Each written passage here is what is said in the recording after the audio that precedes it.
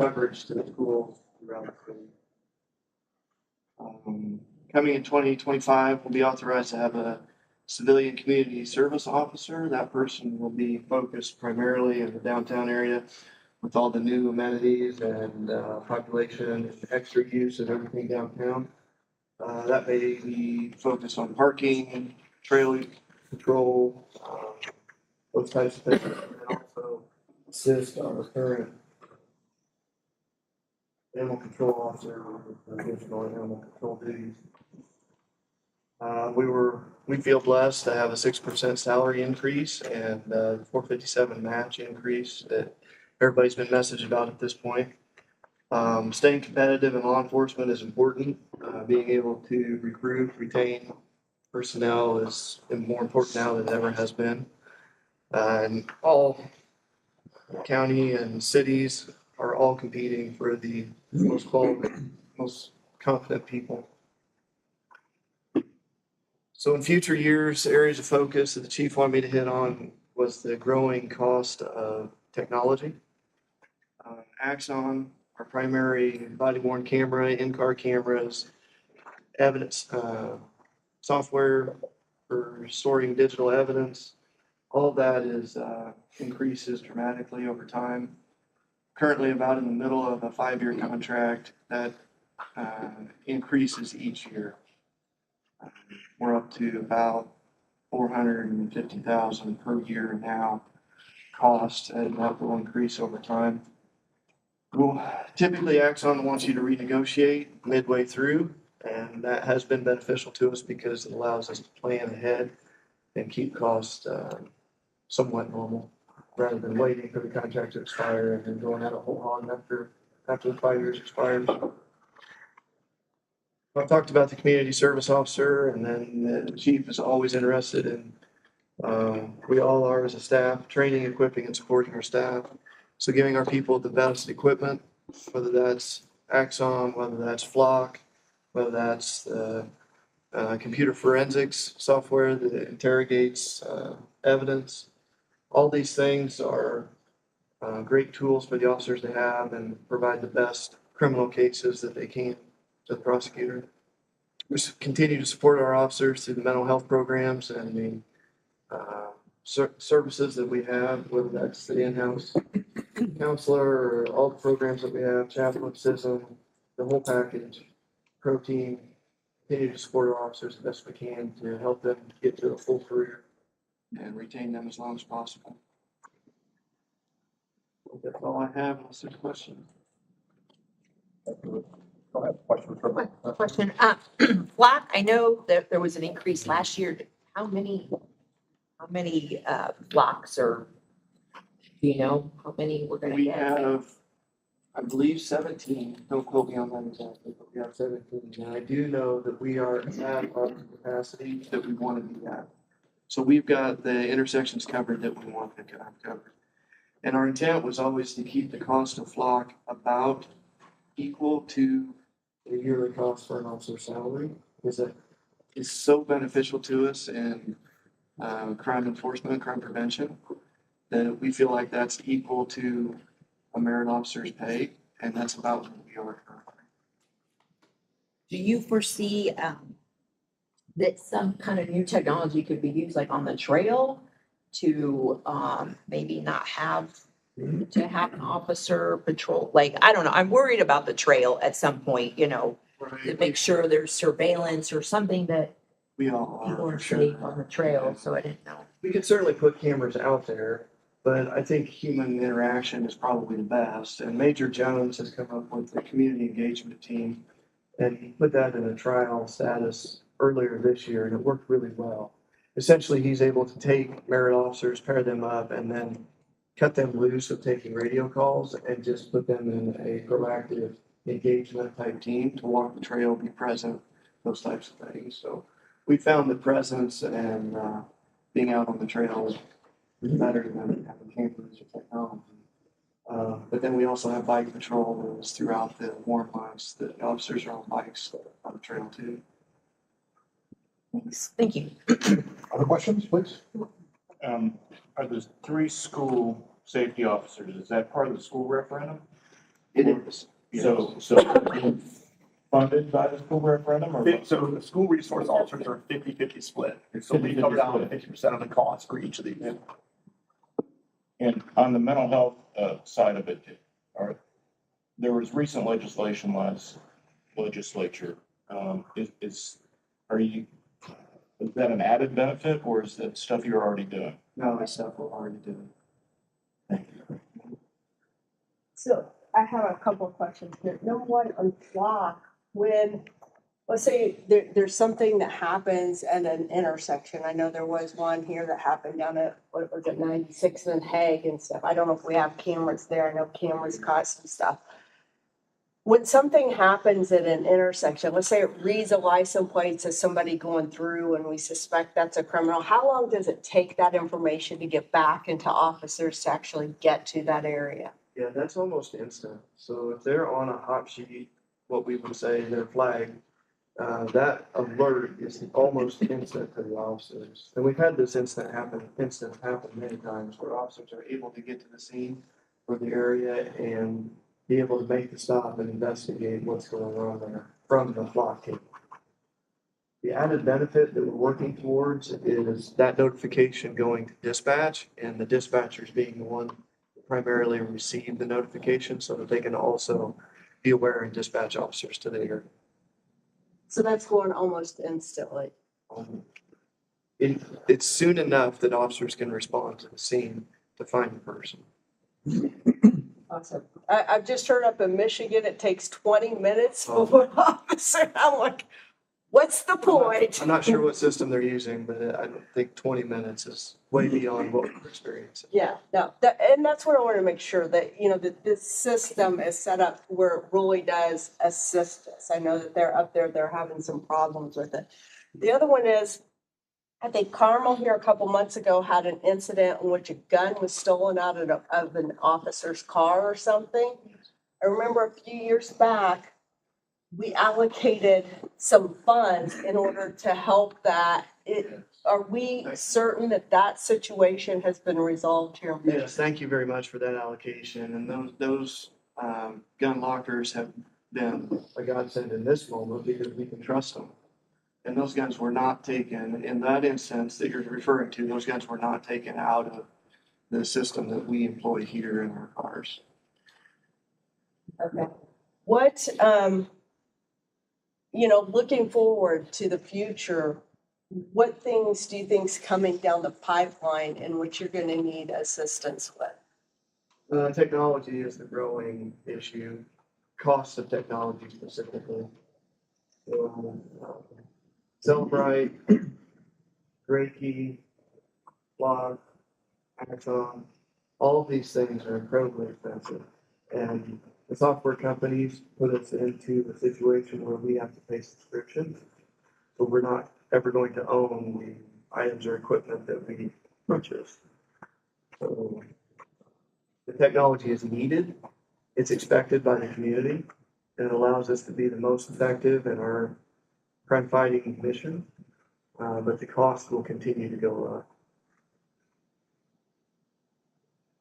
One last question. So like in other states, like in Arizona, they have technology like at intersections and they capture, they cite people for speeding and running through lights. So is that something that is allowed? It's not allowed in Indiana, is that correct? Yeah, thank you for that. That's not something that Indiana law allows for. Okay.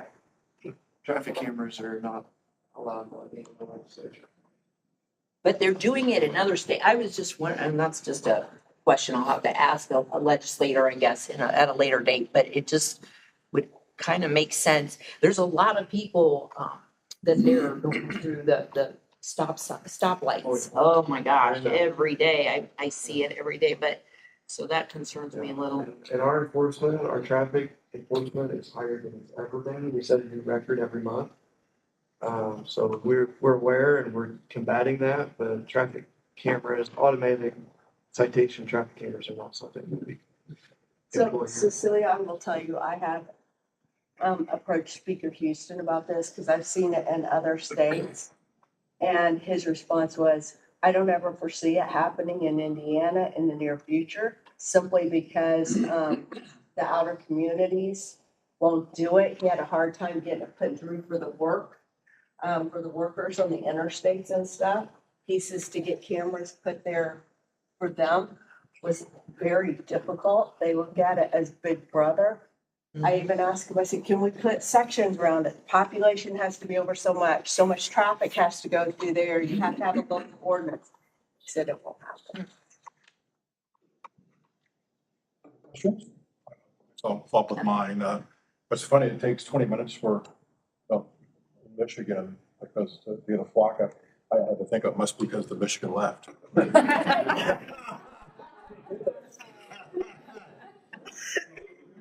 Well played. One area that I'm always concerned about, Luke, is 96th Street and how you feel that we're able to handle 96th Street. Certainly from a real personal level, I live down by 96th Street, my business, my company I own is on 96th Street.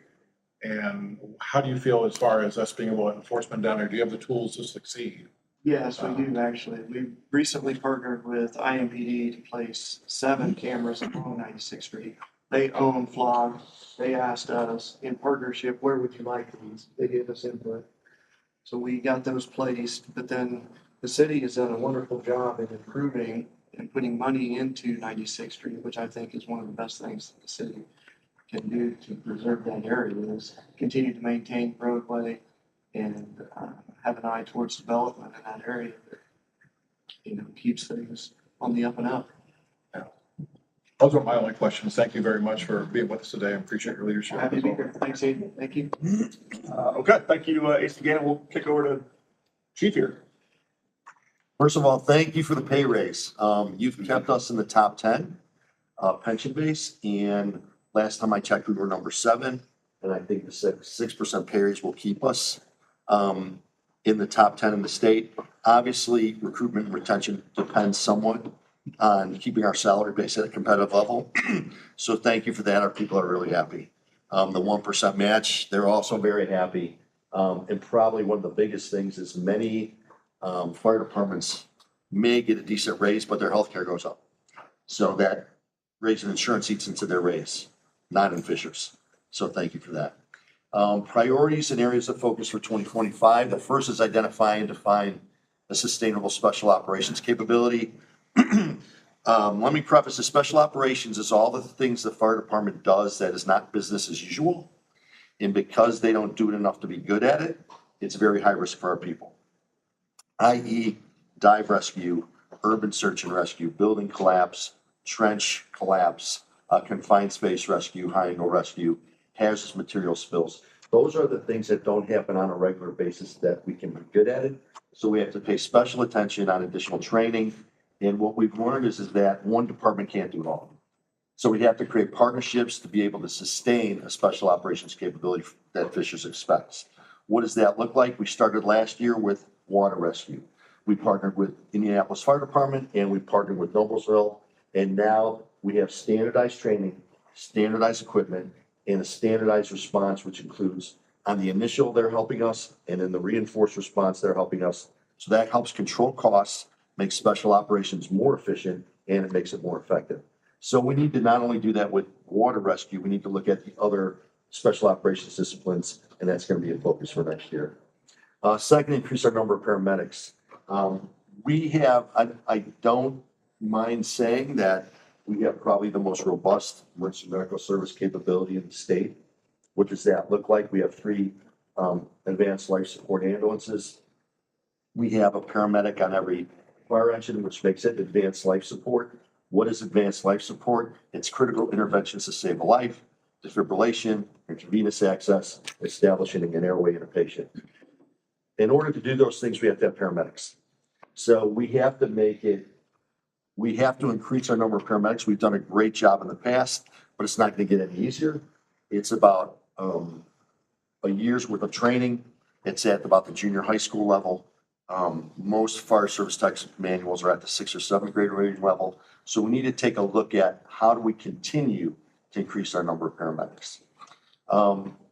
Last area of focus, redefine 21st century level requirements for personnel. That plays into what I just mentioned. We may need to look at requiring an entry-level person to be an EMT. I think there's one department in Indiana that requires them to be a paramedic, or at least look at having them sign a memorandum of understanding that in their first so many years of employment, they need to go to paramedic school and pass as a condition of employment. Our EMS runs are approximately 70 to 80% of what we do.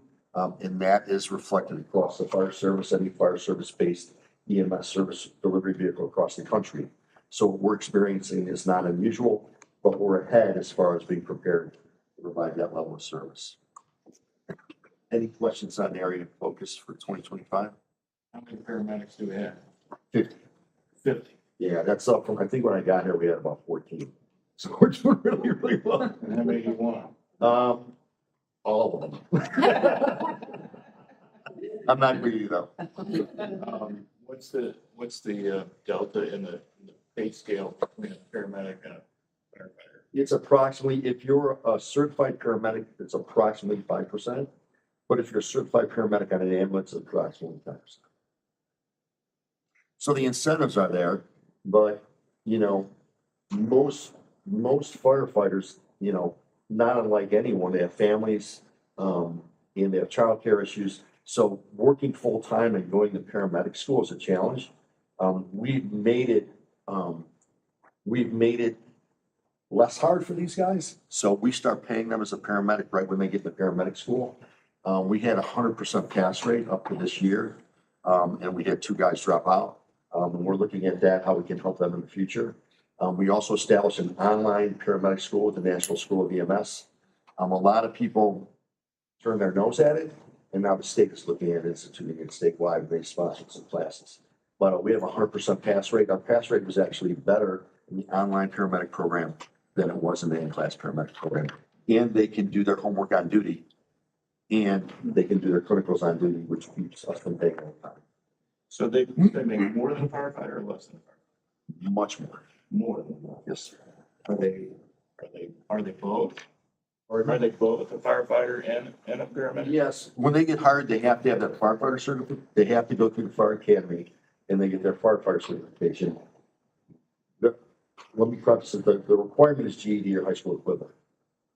So when you get hired, you go through the academy, get your fire cert, then you go through EMT, get your EMT cert, and then paramedic school is optional. And we encourage people to go to paramedic school with those incentives. So Chief, is it fair to say, all paramedics are firefighters, not all firefighters are paramedics? Perfect. Thank you. And every firehouse has a paramedic? Yes, sir. Other questions? My other question would be kind of the same one I asked is what do you see your biggest need in the future in the next, 3 years or so? Yeah, that's a great question. And I'll jump into the second part of the presentation for areas of focus for future years. And hopefully I'll answer your question. So that's the increase in our transient population. One of the biggest challenges we're having is that we have had a big increase in people that don't live in Fishers, but work and play in Fishers. That impacts level of service, times that people are on calls, and times that people are not able to respond to calls, and we need to have some automatic response aid. We're really gonna have to assess the impact of the arena and the increase in housing, and just keep an eye on that using data analytics and technology to drive service. That's something we're gonna have to pay attention to. That data analytics and technology, we realize that EMS runs are predominantly what we do. We understand that fires are down, calls for service are up. Those calls for service are a variety that we've never seen before. Behavioral health, homelessness, immigration. Those are things that we've never seen before. And while fires are down, there's a bigger demand on service of the Fire and Emergency Services Department. So we look at, to increase our value proposition, we're trying to be a 21st century fire department. What does that mean? That means rebranding ourselves from the fire department to Fire and Emergency Services. It means addressing our culture, that not all we do is fight fires. We have to provide a vast variety of services for our community. Everything from health and wellness, data analytics, technology, partnerships, sustainability, and inclusiveness. Those are the things that we're addressing, and we have to focus on the future to be a 21st century fire department to continue serving at the level that we are now and even beyond. I hope I answered your question. So, and this may be for police too, I don't know. One of the things I've noticed more here in Fishers is panhandling. How is this affecting the two of you? Because I mean, sometimes, a lot of times it looks like a scam to me. What are you guys seeing with these situations between, you talked about homelessness and, So panhandling specifically, if they're at or near the roadway or in a intersection, then we would go, that's a ordinance violation. So we would go and we would educate them about that and have a conversation about what they might need or where they're trying to get to. We just need people to call in on that. So we'll respond and take care of it. You know, we are blessed to have the Delaware Township Community Center that will provide assistance and the other food banks in the area that provide assistance. If they don't want assistance, that's fine. We just ask them to move on. As far as the homeless situation in Fishers, I would say that it has increased, but I don't think that it's something that is at, difficult levels for either of our agencies to deal with. Again, we have services in the community. And then we have training and officers and partnership, social work that goes a long way in helping to meet that need. And our partnerships with the health department makes a big impact. So those people that may be homeless or people that are at risk of becoming homeless, we can address some of their needs beyond the emergency call. And I'm sure Monica will talk about that in her presentation. So those partnerships are really important. Because if we don't have those partnerships, these people call 911 over and over and over again. So we're able to meet them where their needs are at and prevent those excess 911 calls. Other questions?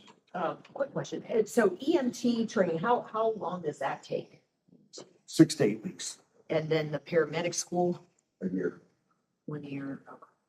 Are you working right now on, and I know you're gonna be retiring, but will there be the next chief or your department head, the leaders of the fire department, are they gonna be, you said you're gonna be looking at the transient population, are you gonna be kind of focusing on that to see if it's gonna be more personnel, more stations, I don't know, apparatus, all that stuff, are you, is that a goal, I guess, for the incoming chief to kind of project that and maybe be able to give us, that is that's a big thing right there with the right. arena and all that. Now we've got more training in terms of potential emergency that affects a big impact of people, a large percentage of people and kind of how that's going to, so it'd be nice to have something that kind of projects out year to year what those, if the next fire chief is gonna really have that in place or focus on that. Yeah, thank you for bringing it up. It's part of our strategic plan. So when the baton is passed, that strategic plan outlives my career. So then the next chief can take that strategic plan and obviously look at it every year, revise it, because as a community change, we need the plan. You want to leave the place better than you left it. That's a true test of if you did a good job. And I'm pretty confident that our strategic plan will outlive past my retirement. I just want to follow up on the paramedics. I know, Chief, you and I have had this conversation, but I want to say it publicly because I think we're blessed with outstanding paramedics who are really good at what they do. And I'm firsthand example of that. 14 years ago, my wife had a heart attack. She went to the heart hospital. They sent her home, said she was having stress. And 4 hours later, she was having a heart attack. And your EMTs are on the phone with the hospital, arguing with them to bring her back. They recognized it. They saved her life. And I just want to say, whatever you need, I'm with you. Thank you for that. I'll pay it forward. John DeLucia, you're out there. Do you have questions as well? I want to make sure you're included as part of this. No, I appreciate that, John, very much. It's just kind of as chair of the committee, but first of all, Chief, want to thank you for your leadership. I know this will be the last budget presentation for you. I don't know if that's, you're happy or sad, maybe a little bit better. And certainly you have left our department in a much better place than where you started. I have been involved. I remember when you became chief, I wasn't on council yet, but I got promoted to chief. So thank you for your leadership and really appreciate everything you've done for us. Appreciate your friendship as well. Yeah. So thank you. I do have one question for you.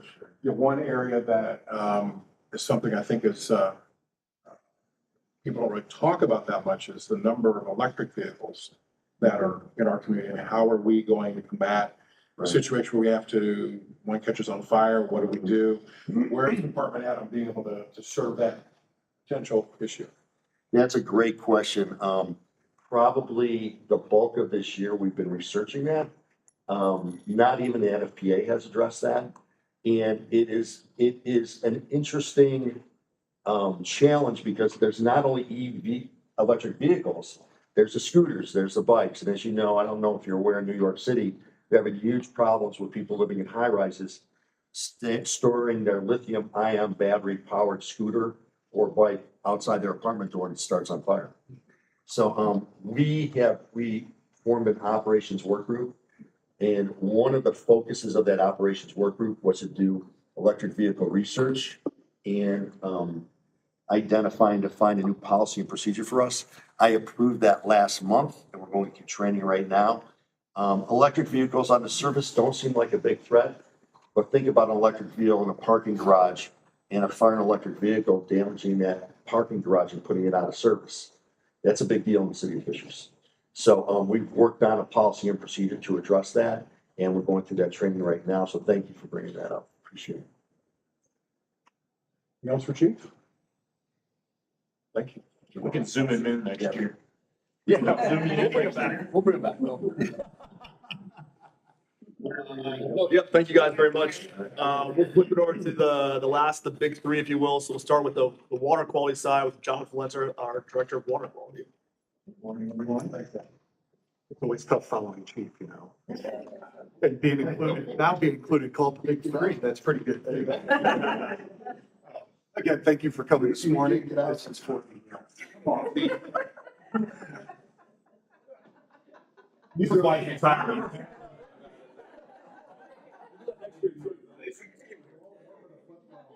He's trying to throw me off.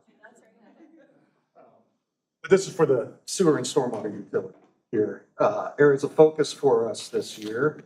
One of our most successful things on our stormwater side is our matching grant program. And that is anywhere from the HOA side all the way down to the individual homeowner. 95% of calls that we get for standing water issues, erosion issues, they tend to be, for the private side. So it's a homeowner responsibility. So this is a way for us in order to help them and then do the matching grant program in terms of repairs and costs. Several department promotions for us. So that would be in the wastewater industry. Over the next 3 to 5 years, 65% of the wastewater industry will retire in the country. It's one of the oldest industries around, and not many people are lining up to go work at a wastewater treatment plant. So for us, it's our responsibility to identify future leaders within our organization. I know on our side and our operations side, 3 of our operators will be retiring as well in the next 2 years. So succession planning is key for us. And again, finding those leaders, fostering that, getting them the education and the growth within the program, which we've already continued and started to do. Continued phase sewer and manhole lining. So for us, our big focus as a group is preventative and proactive. So we are out actively, and after purchasing HSC Utilities 2 years ago, we went from 100 miles of sanitary sewer to 400 overnight. With that, really puts this onus on us having to be proactive and preventative. So we have our cleaning program, our inspection program, our televising program, which allows us to identify areas of repair and need, sewer lining and manhole lining. That is mostly concrete pipe, ductile iron pipe, things like that that can corrode over time. With that, We are also treating and helping with corrosion prevention within the system. So we do a chemical feed called bioxide at various lift stations that we have. And one of those, the byproduct of helping with that corrosion prevention is also odor control, which I know is a big issue. 106 in Cumberland is one, right, that John knows well. That back when HSC was owning the system, that was a big area of concern and contention with everyone. By enforcing and doing this bioxide program that we've put in, we actually have now received letters thanking us for helping with the odor at that location. Which I never thought I'd see that day. An achievement, yeah. So very successful for us, but then that helps us with that corrosion. And again, we're fortunate as a community to be as young as we are in terms of the assets and the infrastructure that we have. And I say youth, but in quotes, right? But compared to surrounding areas, that and being a separate sewer system as well. So the sanitary being separate from the storm, other surrounding communities, they're combined and they're having to do projects to separate those systems. So we're lucky on that end. That then affords us the ability to be as proactive and do that preventative maintenance side. So that's this year's focus, and it's always continuing year's focus as well. Future years and continuing going on, phase lift station rehabilitation and control panel replacement. We have 52 lift stations, all of various ages and conditions. So that's us identifying critical areas, wet well lining, pump replacement, panels that end up through corrosion and things like that, replacing those over a period of time. The key, especially in the sanitary and storm side, is again, stressing that preventative, because preventative repairs and emergency repair is always 3 times as much in terms of cost than preventative repairs. Energy efficient aeration blowers, that's for down at the wastewater treatment plant. That's for our aeration system that we have as part of our activated sludge treatment. Even some energy efficient blowers, we're hoping that we can drop our energy usage at the plant by 40%. And then continued phases of inflow and infiltration reduction program that goes along with our sewer lining as well. That's part of our active televising program. It's identifying areas where, it could be pipe separations where groundwater enters the system, or illegal connections of some pump discharges. And what that ends up doing, we're fortunate we have a tight system. But by identifying that inflow and infiltration, it can help prevent needed upgrades in the future in terms of capacity for storm sewers and then all the way back to the wastewater treatment plant. Because in essence, you're just treating clean water. How do you do that? How do you identify? Inflow and infiltration? So so we have a TV truck, camera truck. We're actively going through lines, looking to see, especially during wet weather flows and things like that. You can see separations where water is coming in. If it isn't active, you can still see mineral deposits that build up at those joints, which then give an indication that there's water that is entering the system there too. The sump pump discharge is a program that we're going to be putting out in terms of education to homeowners identify where your sump pump is currently discharging and located. A lot of people don't realize where it goes, comes out of their house and they have no idea what it's tied to, right? Typically it's tied to a subsurface drain in their backyard that then goes to a storm sewer system. But there are times if they had standing water issues where a plumber can come in and go, well, this is easy. How can I get sanitary, which is illegal. So it's first starting with education and then identifying those instances. Any questions? I have a couple questions. Sure. I did not realize we had a stormwater matching grant program. I don't know why, but is that something you promote to We do. HOAs or We do, yes. to private people? Because I've had questions on that. And I guess, I don't know. Yeah, it's been a couple of years since we've been doing it. We do approach the HOAs. Typically, it's when a homeowner will call us with this drainage issue, standing water issue, erosion issue. we have our inspector go out and inspect one to make sure if it's an issue with our city infrastructure. And then come up with recommendations, and then we're also at that time offering the grant as a possibility. So who does that for us? Is there a name of the person that does? Jason Armour is our, Jason. yep, Armour, yep, okay. is our stormwater engineer. Thank you. Oh, Jason. Okay. Question on education for future employees and people in this Mhm. area. Please educate me, like, what kind of education background are you looking, or what need, or what do you need to have to be able to do what you do? Great question. So, and in terms of operators, it starts with just, like Chief said, GED, high school diploma. And then it goes through training on the job, right, with the operators, apprenticeship type style.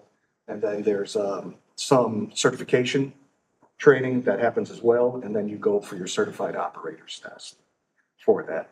So for us, it's identifying and I love that the mayor does the youth group academy, and then I'm able to give a tour to that group when they come and kind of stress the need.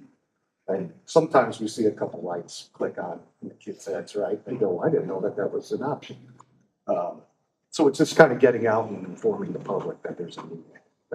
Has there been a talk of, some kind of, we did the teacher grants, we did that, something, maybe there's something for next year in the budget where we could put some kind of training apprenticeship program in place with some of these high schoolers Sure. to start, working in the summer. I don't know, maybe we can, Elliot, like move some of that money towards this, because it looks like there is a need. And it's fascinating when you go tour. It was one of the most fascinating things I've ever done in my whole entire life, to be honest with you. And it was lucky because it wasn't smelly that day, so question It was on, February when we. well, there we go, that's why. Well, you're always welcome to come back too.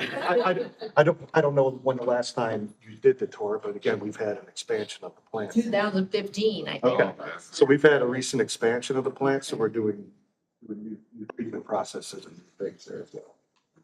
But I guess back to this thing, I would like to maybe look at that, because that bothers me, and I think it's more of learning. I mean, if you don't know what you don't know, and getting the youth to consider this profession and the need and to be working in our city. And then I didn't know about the lift at 96 in Allisonville. That was another one that was always smelly and all that. And now with the new project there, what's 96, which lift in station is there? Allisonville Road? I thought there's, 106th and Ellis. is it 106? Well, so that area, A lot around, yeah. there was a lot of smell right there at that corner. Sure. I don't know where the lift is located, but. So at 106 in Allisonville, we do have a lift station there. It is part of that process where we are using that bioxide chemical feed Okay. now, which helps reduce those odor compounds. It's basically sulfides, hydrogen sulfide is the big offender there. And again, we're also monitoring basically parts per million of that hydrogen sulfide at those stations to see if we get increases in sulfides, then we can help increase the feed. Coupling that with we have carbon units for odor control removal there too. I'd like to think we've been pretty successful in our odor reduction that we've had throughout the system. You're not going to eliminate it entirely. Everybody's nose is different, right? So, but I think we've been pretty successful. It's all common, that's right. And then at one point, you had a campaign about not throwing in the oils and things like that. Are you still doing continue, that? yes. The program of, educating people not Yes. to throw their oil down the drain and Yep, things like that. yep, the fats, oils, and grease prevention, yep. We're continuing with that as well. Thank you. Other questions for John? Do you have a good handle on the age of the system We do. by geography? We do. And just kind of talk about that. Sure. So again, I'd say that we're fortunate that we have a young, and I put that in quotes, system, right? Right. So our oldest infrastructure was actually down here in this old part of town here and then through, Sunblest, and then the southwest region as well, right? So basically, working our way west to east, oldest to newest, right, in terms of expansion that's taken place. And then it's identifying material type of pipe as well as we go through it. PVC will last longer. People used RCP, reinforced concrete pipe, back in the day, and we've Even in realized. fissures. Oh, yes. Oh, yes. So that's part of our active lining, is lining all the RCP that exists within the city here, because it's just going to corrode over time. And for us to be proactive in that aspect prevents that failure, collapse. That will take, it's inevitable that that pipe will collapse. So us being proactive in that lining process helps prevent that. That's when I go to that, this cost compared to 3 times with the emergency and then affecting residents in the area. We have the assets. We're lucky that we have an asset management system called EAM. Some people like it, some people. So we keep track of all our assets, the age. We're able to track costs through that as well, the amount of repairs, kind of get that life cycle cost of our assets within the system there as well. Okay, I understand all your line items. I understand what capital is. I see that capital's increased more than anything else. Tell me what we're spending that money on. So the big chunk of this capital, part of the capital would be for the lining, continuous with the lining program. It's for those lift station rehabilitations. We have a couple lift stations that, valve vaults, some of the piping is old and corroded and that we need to replace, same with those control panels. And then the big chunk of that is that aeration blower replacement. Is that enough? If your budget was 5 million for capital, could you stack it up? We could spend it in a year. Yes, you could. So I think in general, right, Jonathan, you have a 5-year capital replacement plan. Yes. So you look at that every single year and you determine whether, hey, this one can get kicked to the right, or this one's coming quicker than it should be, so I got kicked to the left. So it's Exactly. constant reevaluation of that 5-year plan. But he can tell you generally what you need to spend in 2028 today on capital. After we did the purchase of HSC, we went out and did a master plan pretty much immediately. So that we could take into not just our old system here, but take into account the system that we purchased. Did a complete assessment of that system in terms of capacity, future needs, based on build out, taking into account all the way to 2040, using the 2040 plan. So it's just as Elliot said, we can move the needle a bit here and there based on, again, capacity can be dictated by flows in those areas. There might be growth, there might not, those kind of things like that. And what is the proposed $3 fee to be used for within this budget? We've talked to your supplies increases, like your chemical costs over year, right? Yeah, so every year we face, and, I think every industry across the world keeps facing increases throughout the years. Utility increases every year in terms of the utility costs. We have to use some chemical at the treatment plant in terms of phosphorus removal, it's required by the state and federal government. And every year that those chemical costs just increase and increase, so we have to cover that. Yeah, that happens there too. So none of the proposed fee is gonna go for I'd say it goes to all three of those, It supply, goes to professional all, services, and yeah. capital. It's all, it's baked into the, Thank you. Do we service anybody outside the city limits? We do. We have a portion that's up in Noblesville. Right. And do they pay a higher rate? That was gonna be my question. Are we They charging them? They do not, we are in true terms, stormwater, sanitary utility, just like any other utility at that point, we're servicing that area. That's just part of the flat sewer rate that was passed during that time. Okay, one last question, I'm sorry. I like sewers. Sorry, interesting. Finally, I pulled the comment. Somebody likes sewers. Good. Lost my question. Why doesn't the proposed fee Why does it come to the city council and not the IURC? So municipalities are separate from the IURC. All municipalities? Yes. When it comes to what? When it comes to sewer. Correct. Okay, I get that as confused with the electric Mhm. utilities. Right. Okay, thank you. Any questions? Do we feel that, I know, the rate is the rate. With the Noblesville, these people are not paying taxes here in Fishers and, part of this money is coming from Fishers taxpayers, the sewer system. How much benefit, how much are we paying for Noblesville to have sewer?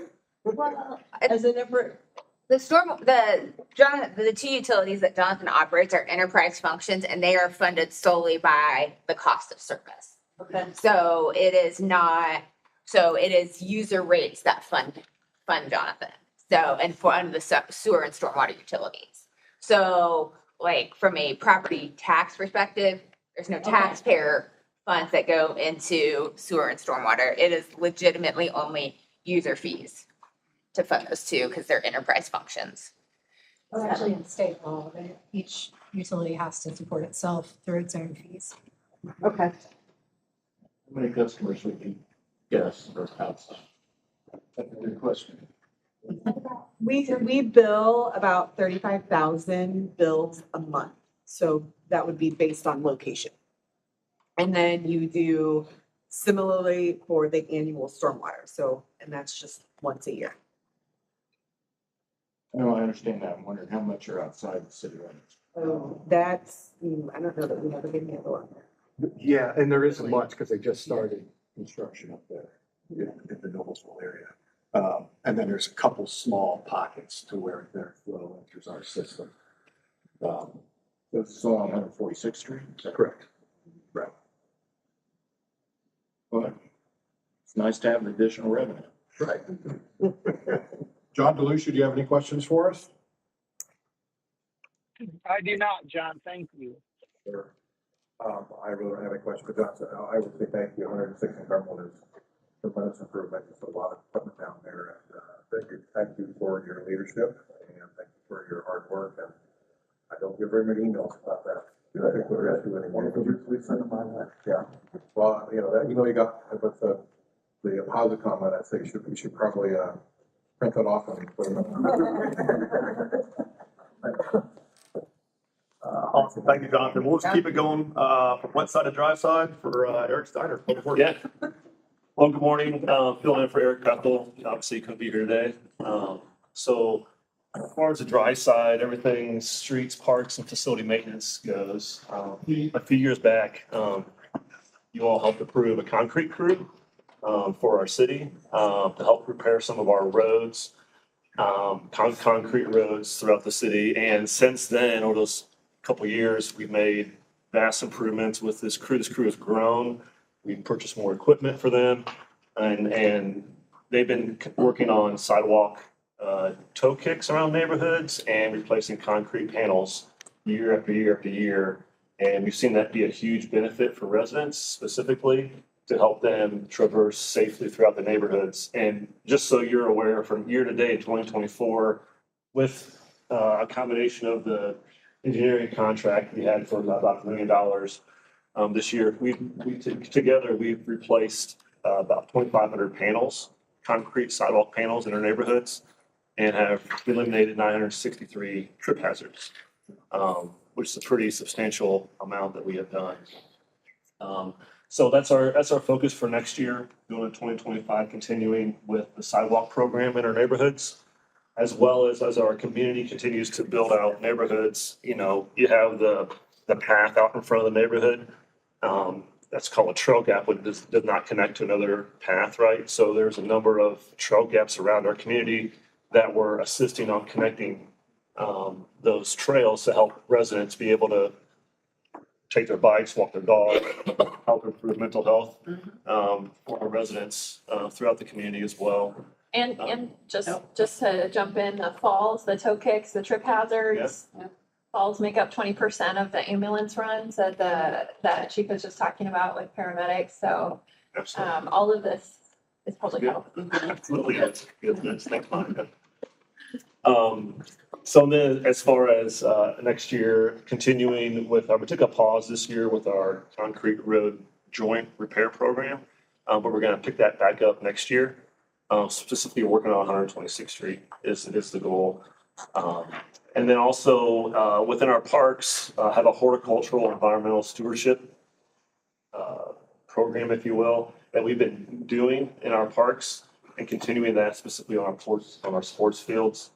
Basically reducing our nitrogen-based fertilizers and being more purposeful with our water output, so we're not wasting water. Being more stewards of our environment within our park systems. And then with our facilities, continuing our cost savings opportunities around energy consumption. So this year, at the end of this year, we're installing solar panels on police station and the Billericay building, the Mudsock building, if you will, about the splash pad. So by the end of the year, solar panels will be installed to help reduce some of our energy consumption around the city. So really trying to be more proactive on that. And then areas of focus, Jonathan alluded to it as well, both with water quality and our side. Our staff, they're aging. We're gonna have a lot of turnover these next 3 or 4 years. And so identifying in each division, those individuals who are gonna be your future leaders. So that's a big focus of the next years. And then also, as we continue to grow as a city, as we continue to build more roads, add more parks, build more buildings, technology is continuing to advance and we need to adjust with that technology. And so, we are constantly looking at our operations and how we can do things differently. What piece of equipment will help us reduce our hours? Because obviously with, our labor is our biggest asset, right? As far as expenditure, if you will. And so how can we be more efficient with the hours that we have throughout the entire year to provide the service that we need for the residents to enjoy throughout the community? So it's a constant, every year we're constantly reevaluating what we're doing, how we're doing things. So that's a little nutshell of streets, parks, and facilities, and we'll entertain any questions you guys may have. Questions? Tell me about the sidewalk program. Yeah, so the sidewalk program, so per the ordinance, the sidewalk is the responsibility of the homeowner. Okay.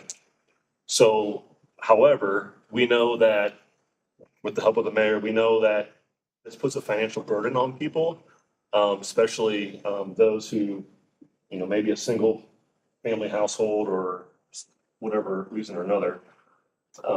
And so, if you have 10 toe kicks in front of your neighborhood, or you have in front of your house, or you have side panels that are warped, a normal homeowner to spend $1,000 to get a panel replaced is pretty difficult. So we started this program where, in conjunction with engineering, when we go in and resurface a road, we follow up behind and come in and work on toe kicks and concrete panel replacements. There are so many out there, so we had to figure out a best way to address these. And when HUTEM comes in and resurfaces a neighborhood and does the ramps for the concrete ramps, we can come in, follow up behind him with our concrete sidewalk. There's 2 typical processes, right? Either a complete replacement of the panel, so anything. Correct. Anything over 2 inches over. Right, 2 inches or below, they'll shape it essentially. They've got 2 crews out there. Equipped to do that constantly. Correct. So you're just following the tenant. You're not taking calls from individual homeowners or HOAs? We do, but we then explain our process of what we do. Which So- is following it. Which is following it. Correct. Very good. All right. And so what's your capital budget for? Capital budget, so I don't have anything for 2025. What would that normally pay for?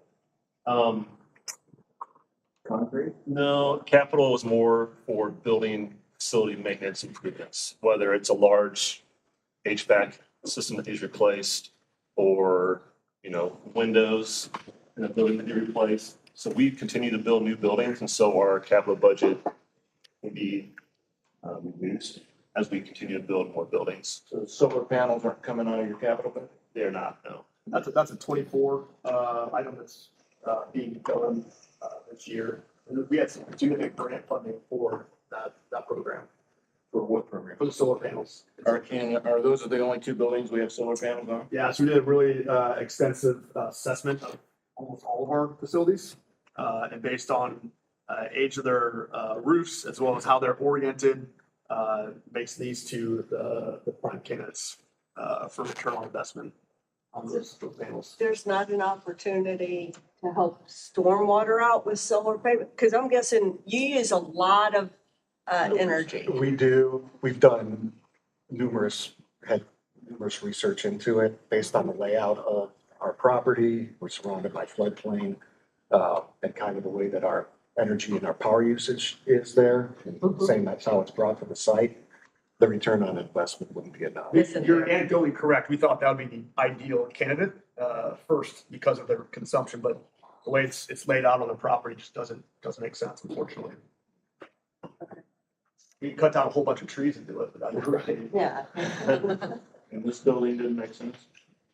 It did not. And I can't recall the reasons why, but we had a third party assessment done and they figured out exactly the estimated return on investment in number of years. Like, hey, anything below 10 years would be on the short list. If it take longer than 10 years, they push off. And so this one did not make that cut. Other questions? The River Glen facility that's over in the River Glen neighborhood, I know that was gonna be transitioned more to storage. Where has that, what's the process on that? So that's our fleet management department. Okay, Is down there. No plans for 2025 to make it yet. We still, from the mayor's perspective as well as mine, it makes all the sense in the world to move that full-time to Other Road. It's still got a few years left on that building, but ultimately that is our intention, is to put a plan in place for you guys, which will be a capital plan to probably build on to the existing operations department building at Elder Road and consolidate all things there. But no plans for 25 for that. and then I just wanna say thank you for all the work you've done in Sunwest on the sidewalks. I mean, neighbors there have really, really appreciated it. Yeah. John, go ahead. Yeah, I have a couple questions. Thank you too, because last year that was, during campaign season, that's all we heard about sidewalks and this and that, and it's been so much better, and thank you for your work. The sidewalk program, is that on our website too, like for people to understand, okay, if it's over 2 inches, or replace the panel, if not, it's shade, yeah, all this, because I get those questions all the time, and I didn't know if there's something like on our website that kind of gets people to understand the process.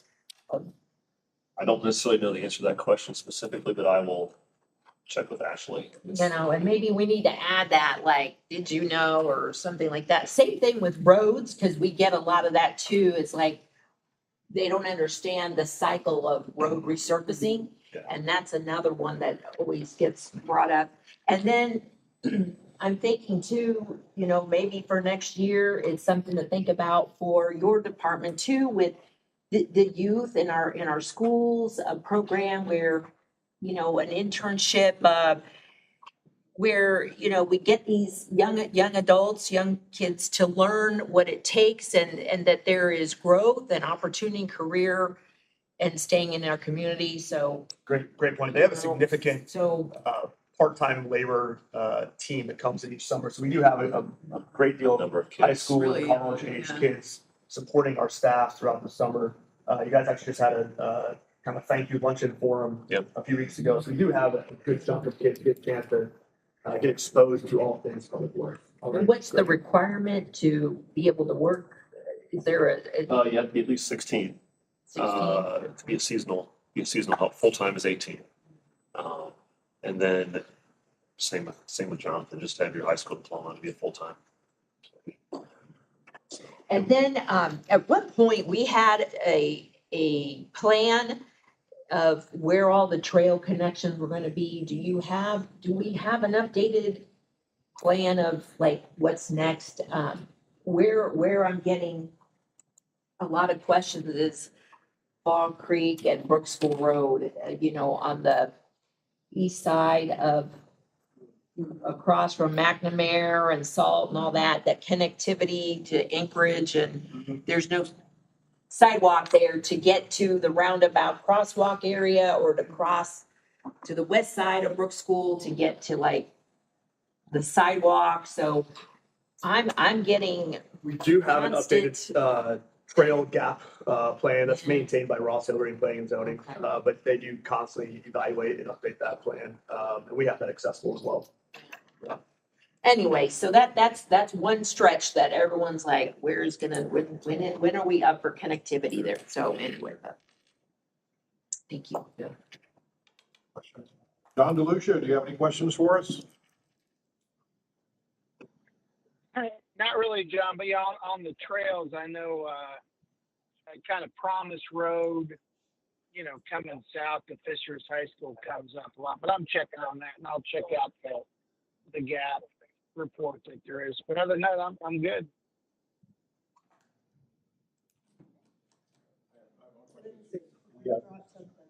Keep on moving here. Yeah, obviously we got an annexation that we're moving forward on, so if you actually can cut out that area.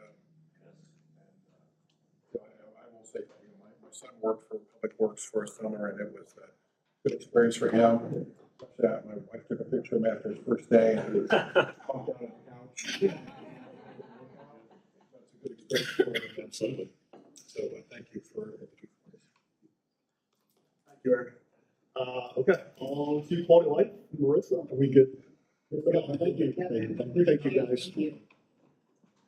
I'm respectful of time. I know that we're running a little bit over, so I have lots to brag about, but I'm gonna spare you all of it. But a couple 2024 highlights. As you know, we opened Guys Waterfront Park last year with a $50 parking fee.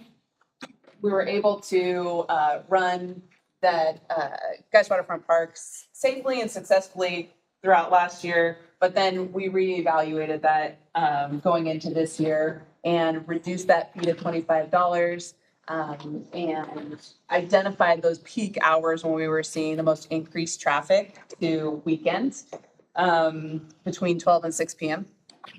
With that change this year, we have sold almost 400 parking passes, which last year we sold 40 over the season. So significant increase. We have seen almost $18,000 in concession sales. And when you're selling things that are, $1 and $2, that's pretty significant. Over and above the financial aspect, we've done yoga out there at the beach. We had open water championships. It's just kind of come alive. And it's been really, really, really nice to see just the activation in that park. So huge success there. We also are no longer using the Smart Pass. We reevaluated that for residents.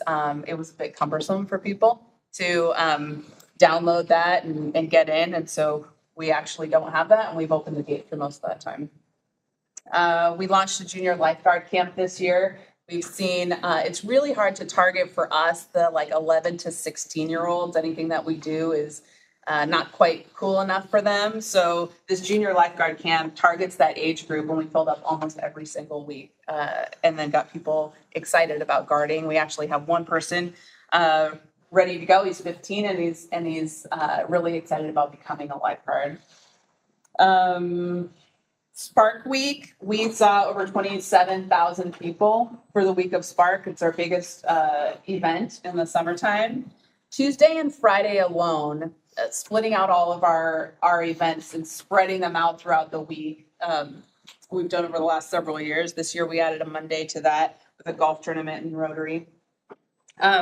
But Tuesday and Friday alone, we saw 14,000 people just at those concerts. We hosted one of the largest bracelet making events. If you know anything about Taylor Swift, which I didn't, I learned.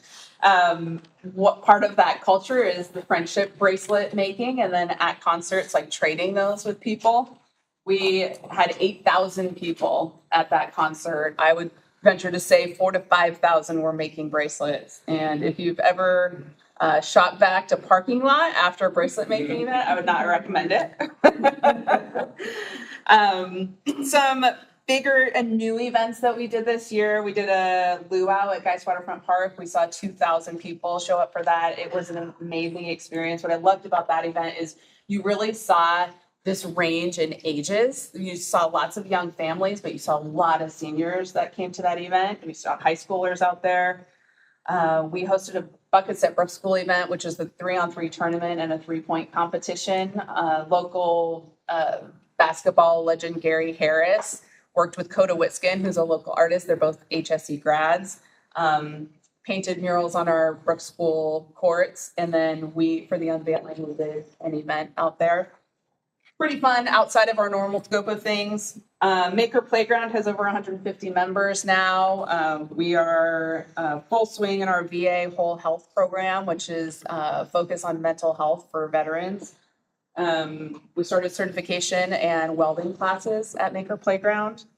And our Agri-Park, we're in 5th year of operation for Agri-Park. We're seeing almost 1,000 visitors a day out at the Agri-Park. We are busting at the seams. We can't keep enough produce out there. Everyone's excited. We're seeing a lot of tourism, people coming from hours away to visit the property. So we've got a great crew that maintains it super well. But we're really kind of reaching our limits. So if you notice on here, one of the areas of focus for 2025 is a new full-time position for a new vision of an Agri-Park 2.0 on the west side of Fishers, Allisonville and 106. So where we were talking about that lift station earlier, kind of beyond that there. So this budget would fund a full-time person out there and then the equipment to support that. Current improvements to our current Agri-Park would be building out there that we're in the bid process currently for restrooms, a country store, and then an indoor program space, which all of our second graders in the Farm to Table program would actually use that space throughout the day, but it would be open to us to use for programs throughout the year. And then continuing to grow our summer camp programs, robotics, things like robotics, junior lifeguard camp, and fashion design camp have been really, really popular. And so just kind of finding what those experiences are that kids are looking for, we're looking to grow there. And then focusing just on a culture of mental and physical health and wellness is incredibly important. And we get to do that in a super fun way along with Monica here. We look at all of our events through a lens of accessibility and equity, that everybody is invited, everybody has equal access. Most of the things that we offer are free or very, very low cost. It doesn't really even cover, the services that or what we're spending to put the event on. And then just a focus on community connections. I think that we really set the standard in events and experiences. I like to think that. But examining all of the events that we do and either adding on to in areas that we feel like, hey, there's a gap or an opportunity, ways that we can add on, or reevaluating an event and making it more accessible and making it a better experience. So Boo Bash is a good example of it was a very, very well attended event. 2 years ago, it was so well attended that we were turning people away and it was not a good experience. So there was a lot of attention. It was a great event. I mean, we had over 10,000 people show up, but we were turning people away and people were just standing in line. So how do we then flip that and still provide that event? It's obviously a favorite, but provide different experiences within that event to make it a little bit different. So we had to focus on kind of community building with that event versus like a trick or treat trail where you're standing in line. So those are the big things. The supplies, the 50,000 that you see in supplies is really just the cost of everything, we talked about it before, is increasing. That 50,000 is barely covering, summer camp t-shirts. And so as we continue to, expand our programming in summer camps, that's an important, part of that. Professional services, most of that 80,000 is going to additional event management support for Spark Fishers Week.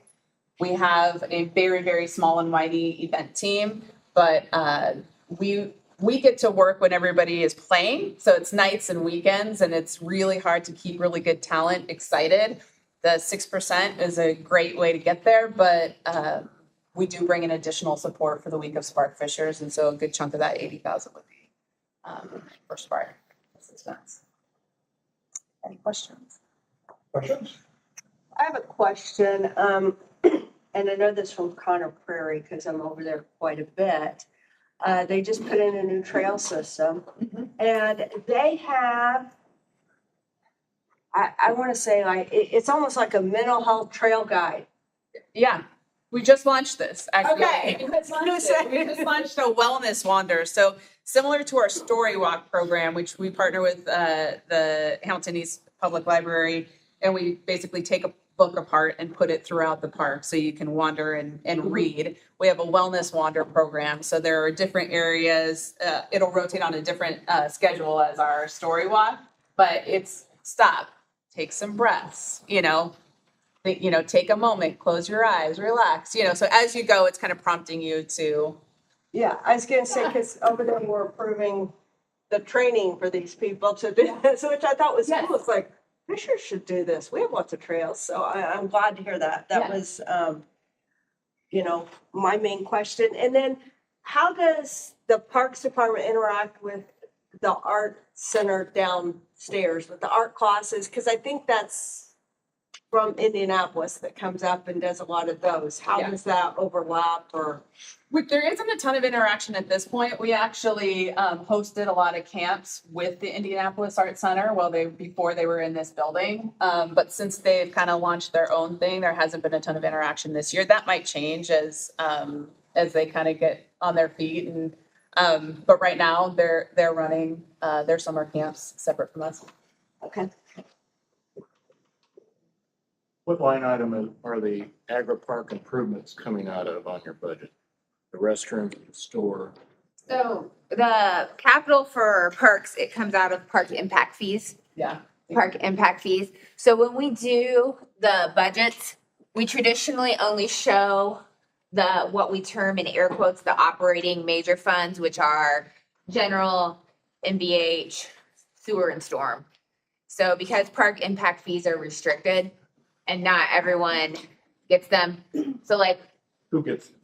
Not everyone. It depends on the park. Like usually goes predominantly for parks for capital, or it goes for. No, who pays them? Park impact fees are paid by developer, by just new home permits. It's part of when you come into the city, you pay road impact, Sewer. Sewer impact, bridge park. You pay the impact fees are new development. So they're called impact. And Mackie, correct me if I'm wrong on this. It's supposed to be your impact on what you're building, what your development brings to the city has impact to the infrastructure, and that's kind of where those fees are coming from. So road, bridge, park.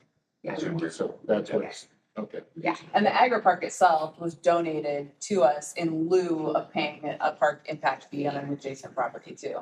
So The first agri park. Yeah. All right, and so where is the new park on this along the White River? Is that not online yet, or would that? It's not online yet. and the bulk of the funding for your kind of initial work is coming out of, it's through the CERTA, I believe. It's coming from CERTA, with the Central Indiana Regional Development Authority. That's a massive grant. That's kind of funding this initial, what I would term phase one of. Yeah, so nothing's coming out of this budget. So when do we expect that to happen?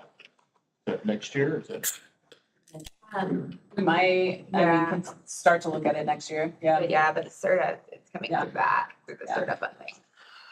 And then do all the senior programming go through your department?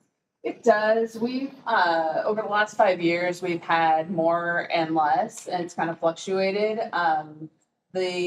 We get a lot of questions about what senior programming we have. But when we actually program spaces, we're not seeing the return on that. We just aren't seeing people show up.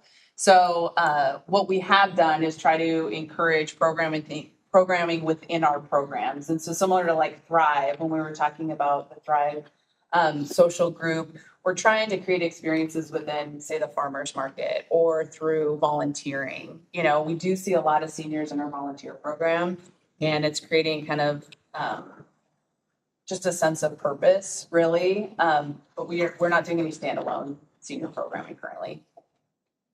Keep working at it. Yeah. But I do think with the We're getting community older. center, I know you're going to talk about this Getting older. next, but I do think with the community center, there will be some of that too. Well, I Part of it appreciate is- that. I know Jake and I have had plenty of conversations on this subject, and I would just say, Yeah, keep going. yeah, yeah, We're getting older. yeah. No, I get that. Guilty. Yeah, me too, me too. So I just have to say, your team and your leadership, I mean, I sing your praises all the time. You're the hardest working people really out there, and long hours, a lot of planning. Just to put a party together takes a lot of effort. So these events and these programs, so great job. I am excited, and I like what Bill was saying. We need, what I'm hearing in the community is, now we've got the community space, the art center. We need to focus more on our seniors and people with disabilities, and those adaptive programs. Jake and I had a conversation this week about let's connect and try to see, and I know that there's a process of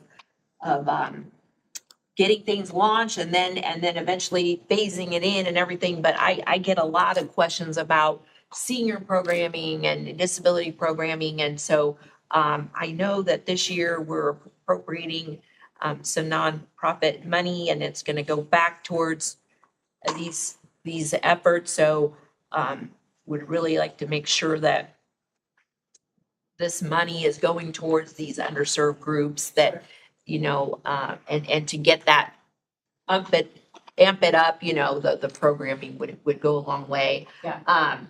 I know that at one point we also had projected our park impact fees. Like, have we done that recently to see? Because at some point we're developed out, and so we were thinking, how are we going to continue to fund some of these things if I don't we're know that we've kind of done that. all developed? There was some talk years ago. I was on the parks side of the Fishers 2040 plan, and we were looking at park impact fees as into the future, Elliot, about where are we going to be, because we've grown, we've almost, we don't have nothing for development anymore, so. I think that's a great point. It kind of goes back to the conversation we had at the last finance committee about putting that on that 2 or 3 year kind of cyclical finance committee topic, where we review those, provide a recommendation and assessment or update as to, hey, is parking back fees, are they dwindling out? Do we need to identify a new revenue stream to cover down those or whatever it is? But I think we'll get those on that kind of more consistent drumbeat for finance committee. Because I'm concerned a little bit in the sense that we've got a lot going on, which is awesome, but how are we going to continue to pay for all these great activities and personnel and all that? And then I understand that there's money also being allocated for the wheelchairs, the water wheelchairs for Geist Park and the new community center, right? So I want to make sure, again, to help with some of your underserved groups that get them. Well, I think that I'm incredibly passionate about this in particular. And so we continue to look at ways in which we can add, I think Geist Waterfront Park is such a huge asset, and our walking mat down to the water, like extending that out into the water. We actually added an extension recently down there. The adult changing tables is a part of new construction projects that we're doing as well. But yeah, I absolutely hear you on programming both with the aging population and accessibility. Thank you. Yeah. John DeLucia, you have any questions? I don't, John. Thank you. One question I have is, first of all, thank you for everything you do for us. How many, and I kind of ask this question because I used to be involved in how many club teams are using our park facilities for? Ooh, I don't know that I know the answer, but they're, yeah. And my question is, you know, wear and tear on those fields. I mean, I'll give you a great point. Cumberland Park, a lot of it's you know, it's a mud sock facility, a lot of kids out, young kids playing sports out. But I see a lot of club sports, you know, take advantage of our fields. And I don't know what agreements we have with them, but I think take a look at that assessment, how they're wearing our parks out. Yes. Because they will. Yes. Just because they got, you know, feet out there on the field. Yeah, making sure that we get compensated adequately. And I know, you know, they'll come back and say it's all about the kids. Well, that's fine. But they're charging fees for these kids to play at this level. Yes. We're providing a field that is to play at that level. And I want to make sure that the taxpayers get, you know, number one, the taxpayers are not able to use those fields because they're full, number one. Number two, I want to make sure that we able to maybe hope to recoup and be able to reinvest into our parks, make sure they're still the best that they can be. 100% agree. We have a meeting with the mayor tomorrow at 4 to talk about that exactly. So, yes, yes. I didn't know that, but it's luck on my part. Maybe he's talking about rec teams, or you talking about? No, not rec teams. Rec teams, that's part of the. Well, it's like Indie Premier. If I can just, you know, I've been out of that space for many, many years. My kids are older, but at one time, and I don't know if it's still true or not, to be on the Fishers Soccer Club, you had to be a Fishers resident. Yeah. I don't know if that's, you know, that's changed. It has changed. Because now it's Indie Premier, which they attract people from Fishers. So they're recruiting beyond the Fishers border. When I was involved with Fishers and Travel, all our kids were at Fishers. Yeah. Right. So that's how you kind of got over that. Now that's not the case. No. And is that similar, is that the same problem with the softball and baseball here? I don't know. That's a great question. It is. I would say think in general, It's not as much, all your yeah. travel sports now are more regional. They're Yeah. pulling kids from anywhere and everywhere Yeah. to build teams. So yeah. It's not all just a Yeah, local. I guess you look at globally saying it's bringing commerce here, it's bringing people to spend Right. money here, which is great. But Yeah. again, I boil it down to the basic level from your perspective. Yeah. I have a field, I have a facility that's getting beat up all the time. Yeah. How do I make sure that I have the tools to succeed and make sure it comes back and able to be used season after season? Yeah. In an effective manner for them as well as for our citizens. So, Yeah. and I'm all with you. And I know Jake and I, we have a special friend between us. We do. I know about this. That's all I'm gonna say. Is it real? The programming Yeah. of these at the parks, because it creates a burden Yeah. on the neighbors in those parks. Yeah. And I just like for that to be evaluated. Yep. Yeah. This is part of what we're talking about tomorrow. It's been top of mind for sure. Yeah. My daughter. Trust me, it is for Jake and I too. Yes. Thank you, Marissa. Yeah. Okay, community center.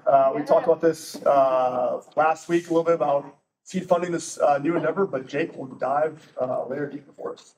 Yeah, so good morning and very excited to talk about this. I don't know, I think many of you joined us for the topping off ceremony recently. If you drive by, the building's coming together. It's exciting in its own right, but I get personally way more excited talking about the operational side and pulling the team together and, you know, the impact this is going to have when it's really open and operating. So a little bit of context, you know, and just I think it's fair to recognize this is a new chart of work. So there's no column to compare to 2024. There's no delta. This is a new thing for the city. A little bit of background and kind of context of how we got to these numbers and beyond. I think most of you know my personal background prior to my role with the city was with the YMCA, and I had a career there, 17 years, most of it in executive leadership with the Fishers YMCA. So I feel fortunate that I do have a pretty strong background, not just in this kind of like provider space, the health and wellness space, but really here locally in Fishers. And also what you may not know is that Fishers YMCA actually was year in and year out the top performer in the state of Indiana in terms of YMCA's. And really the peer group was the top quartile in the country. And so I was able to kind of tap into that background and that kind of colleague group to shape a pro forma for 5 years as we contemplate opening. And then also had a chance to work and I think really level up this initial budget and our pro forma with the expertise here in the city. So Lisa and I have been meeting for months. Ethan is not here, but our HR director, we just went through all manner of exercises for this new charter work. So that's kind of the background of what we're about to talk about. But I guess just kind of diving into our areas of focus. We are planning on opening in October 2025. And the mission, the goal, that first bullet, open with excellence. That is the mantra, open with excellence. That's what we're laser focused on and making sure we're going to do a good job of representing the city and really kind of creating a fantastic new amenity for our entire community to enjoy. Some nuts and bolts that are important to be aware of. We currently employ an aquatic manager. And so I know Marissa spent some time bragging about Geist Waterfront Park. That's gone very well. A large part of that is due to a big team effort, but probably at the top of that team is our aquatic manager. Her name is Paula Harden. And when she was hired, this was always kind of part of the plan, Geist Waterfront Park. And then when we opened the community center, that also. So she's currently on payroll with Parks. That'll be shifting to the community center side as we build out this enterprise fund that will kind of be the community center here at the City of Fishers. We're going to be hiring 13 new staff next year, and you can kind of see the breakdown. It's going to be a tiered approach, really in order of necessity. So some of those first quarter staff really are important for what we're going to be doing by the second quarter, so on and so forth. Quite a bit of part-time staff hiring as well as we get closer to that opening timeline, a lot of training and development as we want to open well. And really the goal for this enterprise fund, for this way of work is to be fully independent. That has always been the goal and that continues to be the goal. And so the revenue recovery is focused on 3 big engines, revenue engines. The number one is membership. We're also going to have, I think, significant opportunities to have some vibrant programs for the community. Some of them free, some of them paid. We're going to have a dog park that I feel very confident is going to get a lot of use and a lot of, I think, revenue as well. And then we do have, thankful to say we've been working now for close to 2 years with a very high level sponsorship opportunity for the community center. So that's really the big focus for next year for opening in October. But looking beyond that horizon, we do have a 5-year pro forma, and it really hinges on membership. That's the number one thing. So really focusing on welcoming people well, onboarding them well, getting them engaged so that they stay members for a long time. And really, I mean, we want them to meet their health and wellness goals. That's what this is all about. We're excited to have the health department there. We think there's going to be a lot of partnership and vibrant programming really for the entire community. We talk about seniors, adaptive, families, adults, kids, all in between. I think there's going to be a lot of things that we're able to do there. It'll be great. And ultimately, we really feel like we could be the epicenter of community and connection and really kind of be the bullseye of the culture of health initiative. We're really starting to lean into throughout the community of Fishers, but that's starting here. We also will be contemplating as we kind of get through opening with excellence in kind of year 2, year 1, year 2. We have some space on the property. We would like to eventually start shifting to the next capital opportunity, which would be a development of an outdoor aquatic amenity. We work closely with the neighbors of the community center to locate that, I think, on the right place there on the 25-acre campus. And I think that would be a great next chapter to this story. But that's kind of a little bit of what's going on for next year and the years ahead. I'm sure there's questions. I'd be happy to answer anything. What's the membership amount? The rate? Yeah, how much? Yeah, so we'll release that soon, but not yet. Okay.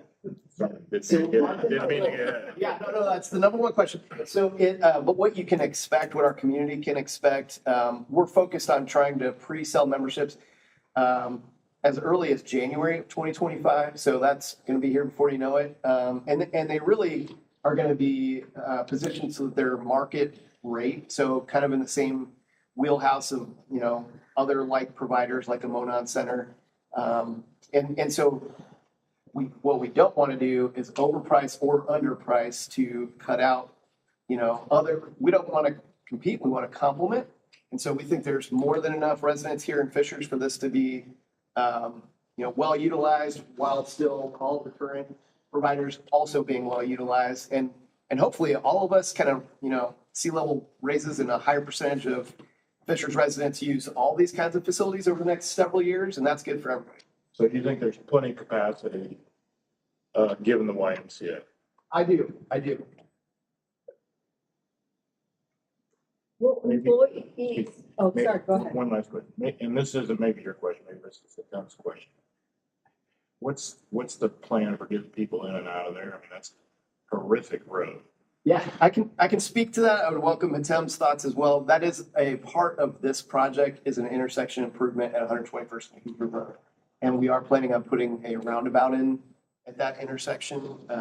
We've done quite a bit of traffic studies. So Hoosier Road itself, we have done third-party traffic assessments, and there's going to be two entrances into this property. The main entrance will be at that intersection, 121st and Hoosier. There will also be one to the south off of Hoosier.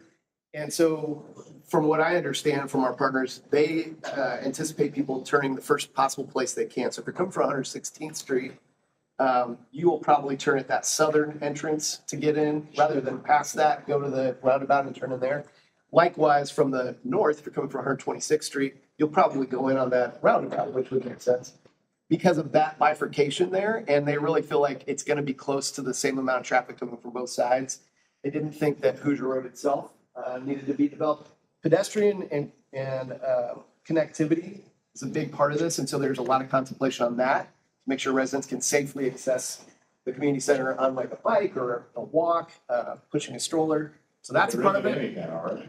There is some, it's not great. I live right there. I live very close. My family bikes that. Avoid that road.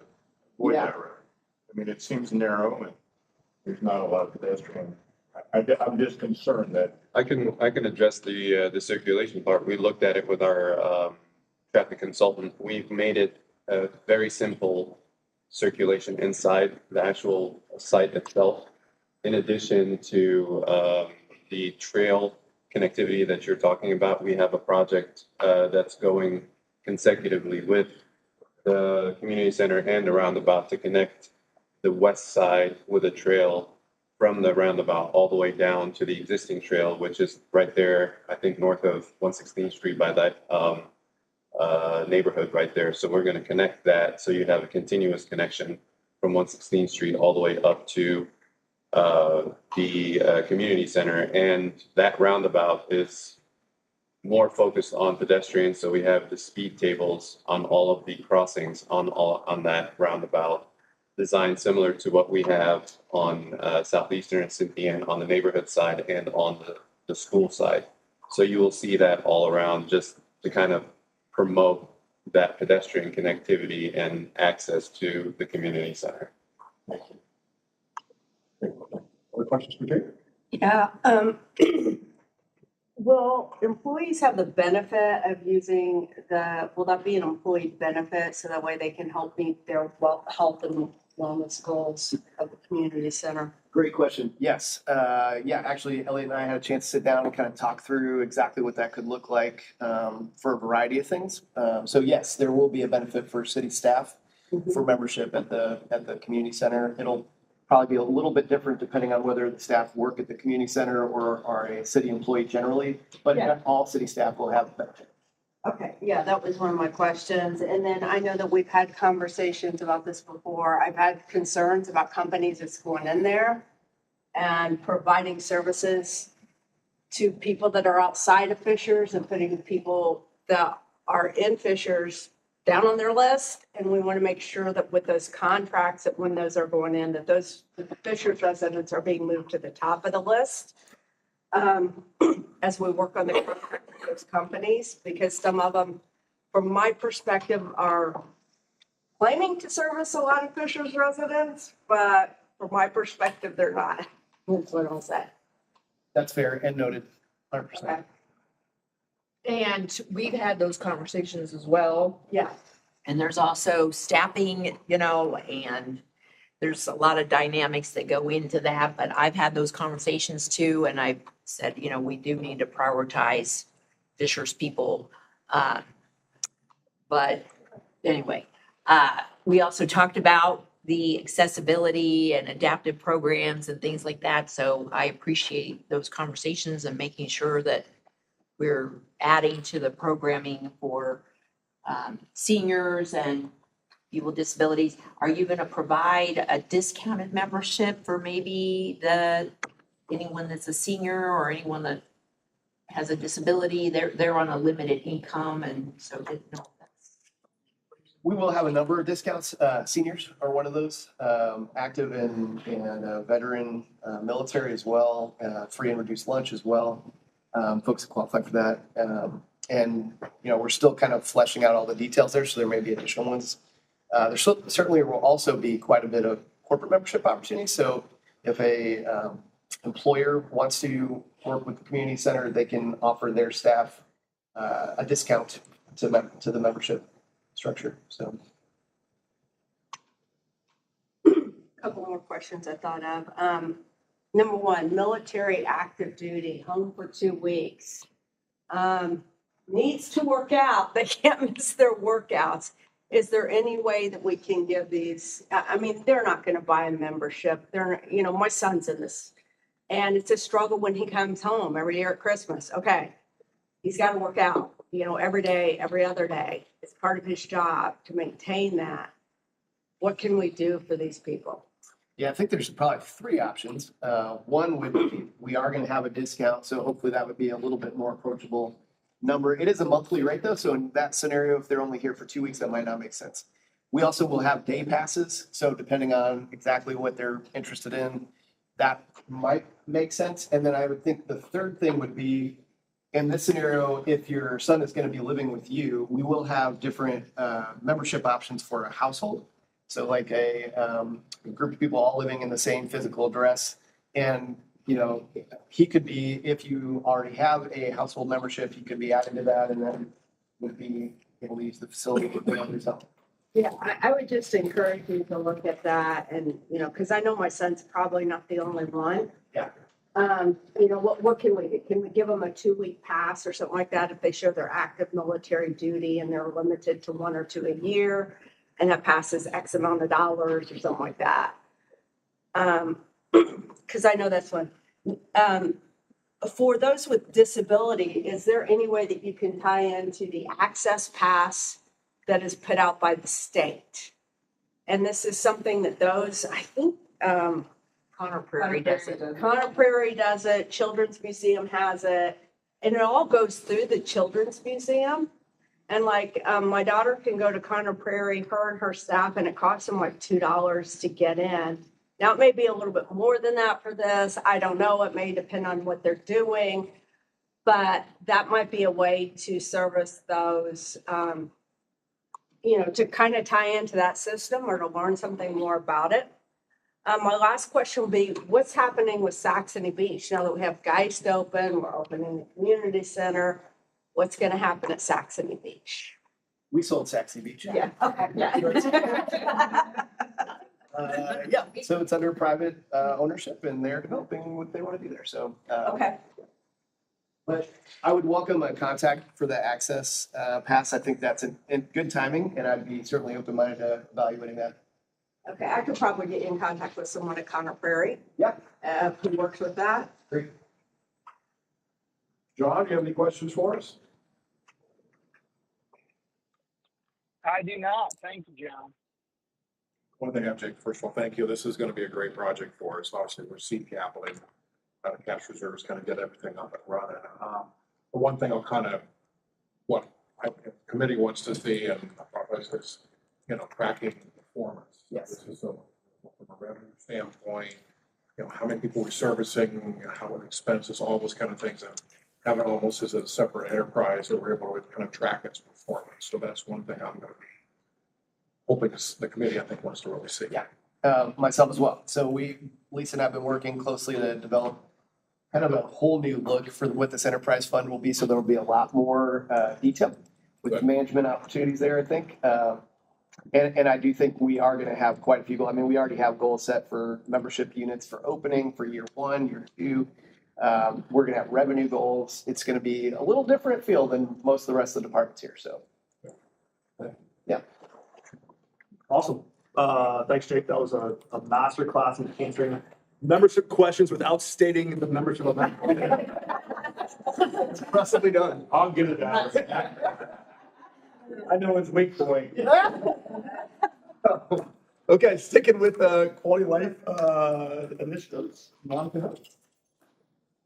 Hello, council members, finance committee members, Monica Hiltz, Public Health Director. Thanks for your time and attention.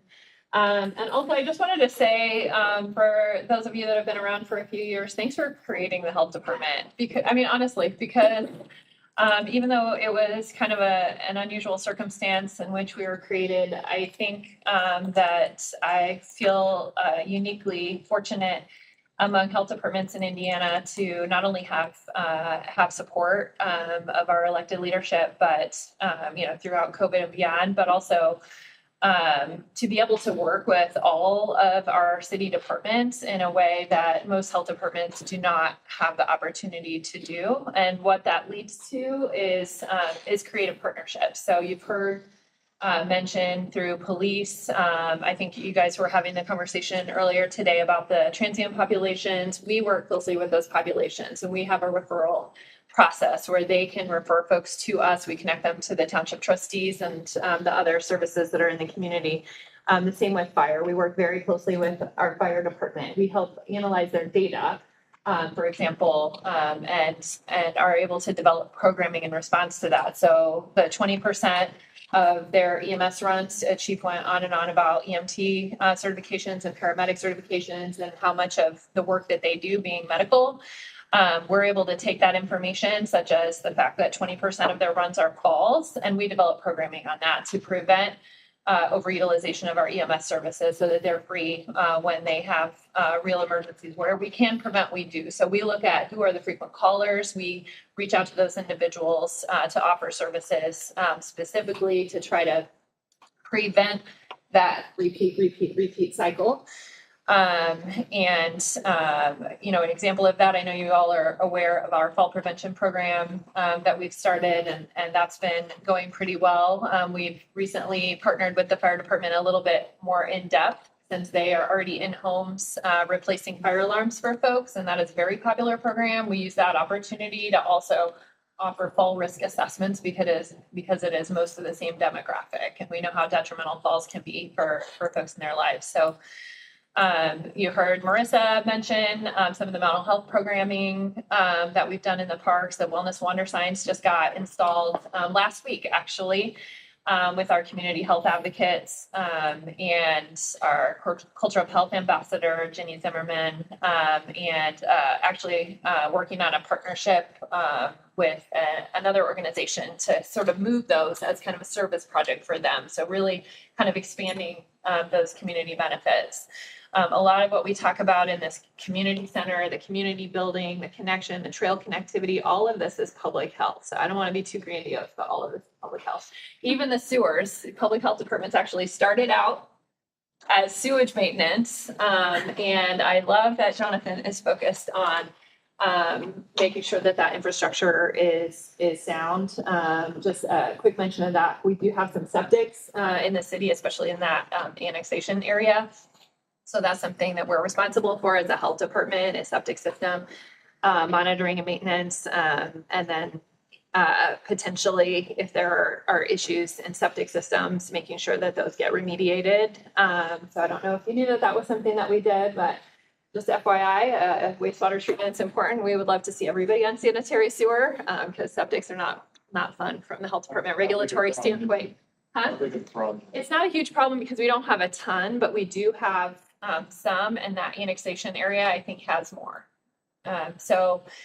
We only have maybe 5 to 10 permits of new septics that we have to permit every year. And those are for some of the outlying developments end up on septic if they're not close enough to the sanitary sewer. And then I believe there's a state law that if they fail, then they must connect to the sanitary sewer if they're within 300 feet. That is a very costly endeavor for homeowners. And as a lot of you may know, some of our older pockets in Fishers that have been that have previously been annexed may be less likely to afford those kind of improvements. So something that we worry about from the health department. We haven't had a ton of failures, but we're quite honestly investigating one right now. So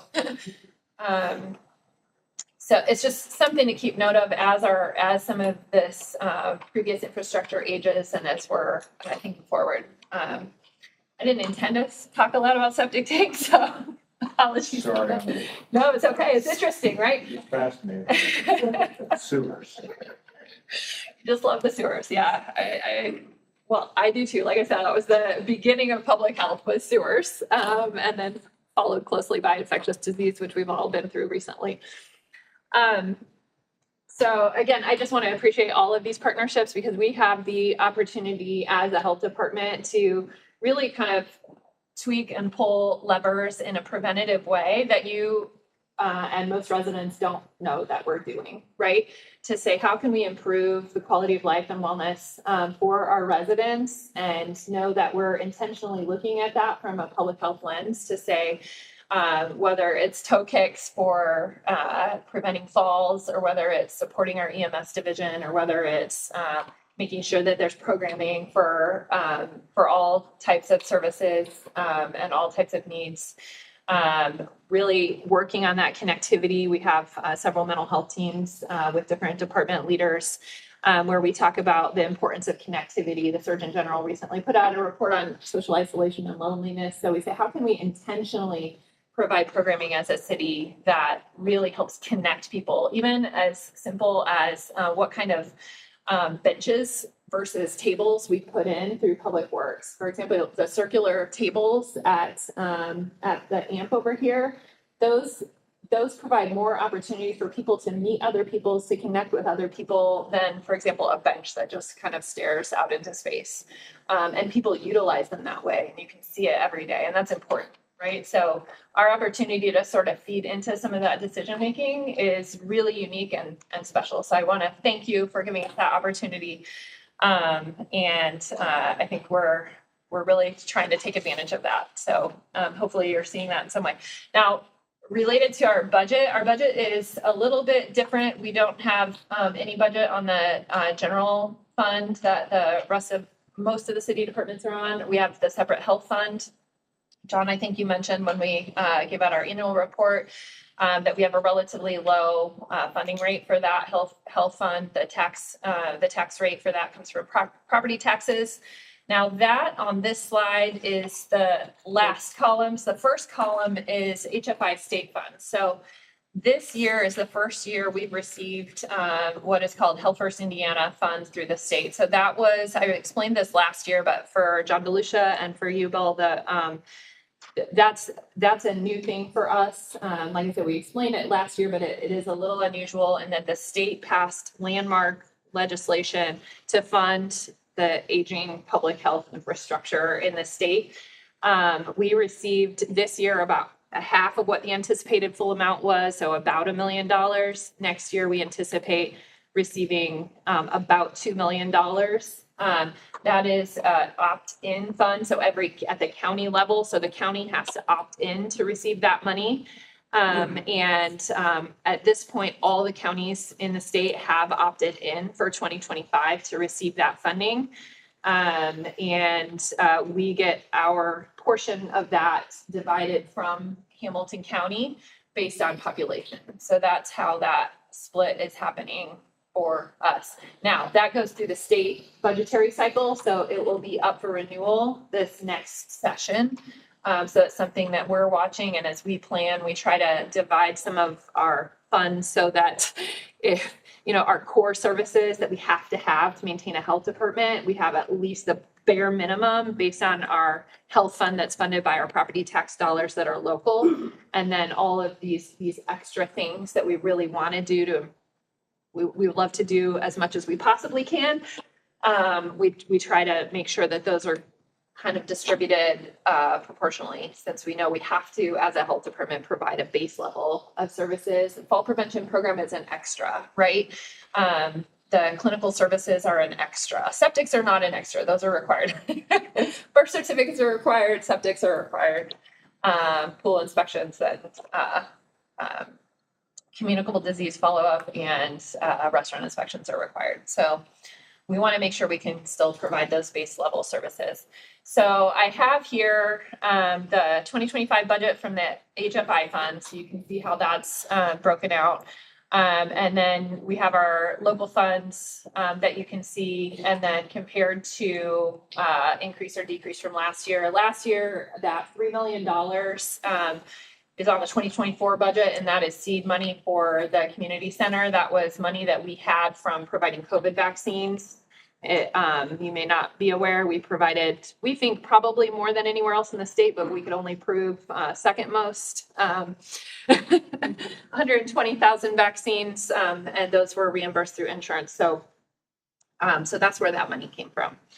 That went to the community center. So that's not a capital charge for us at this point.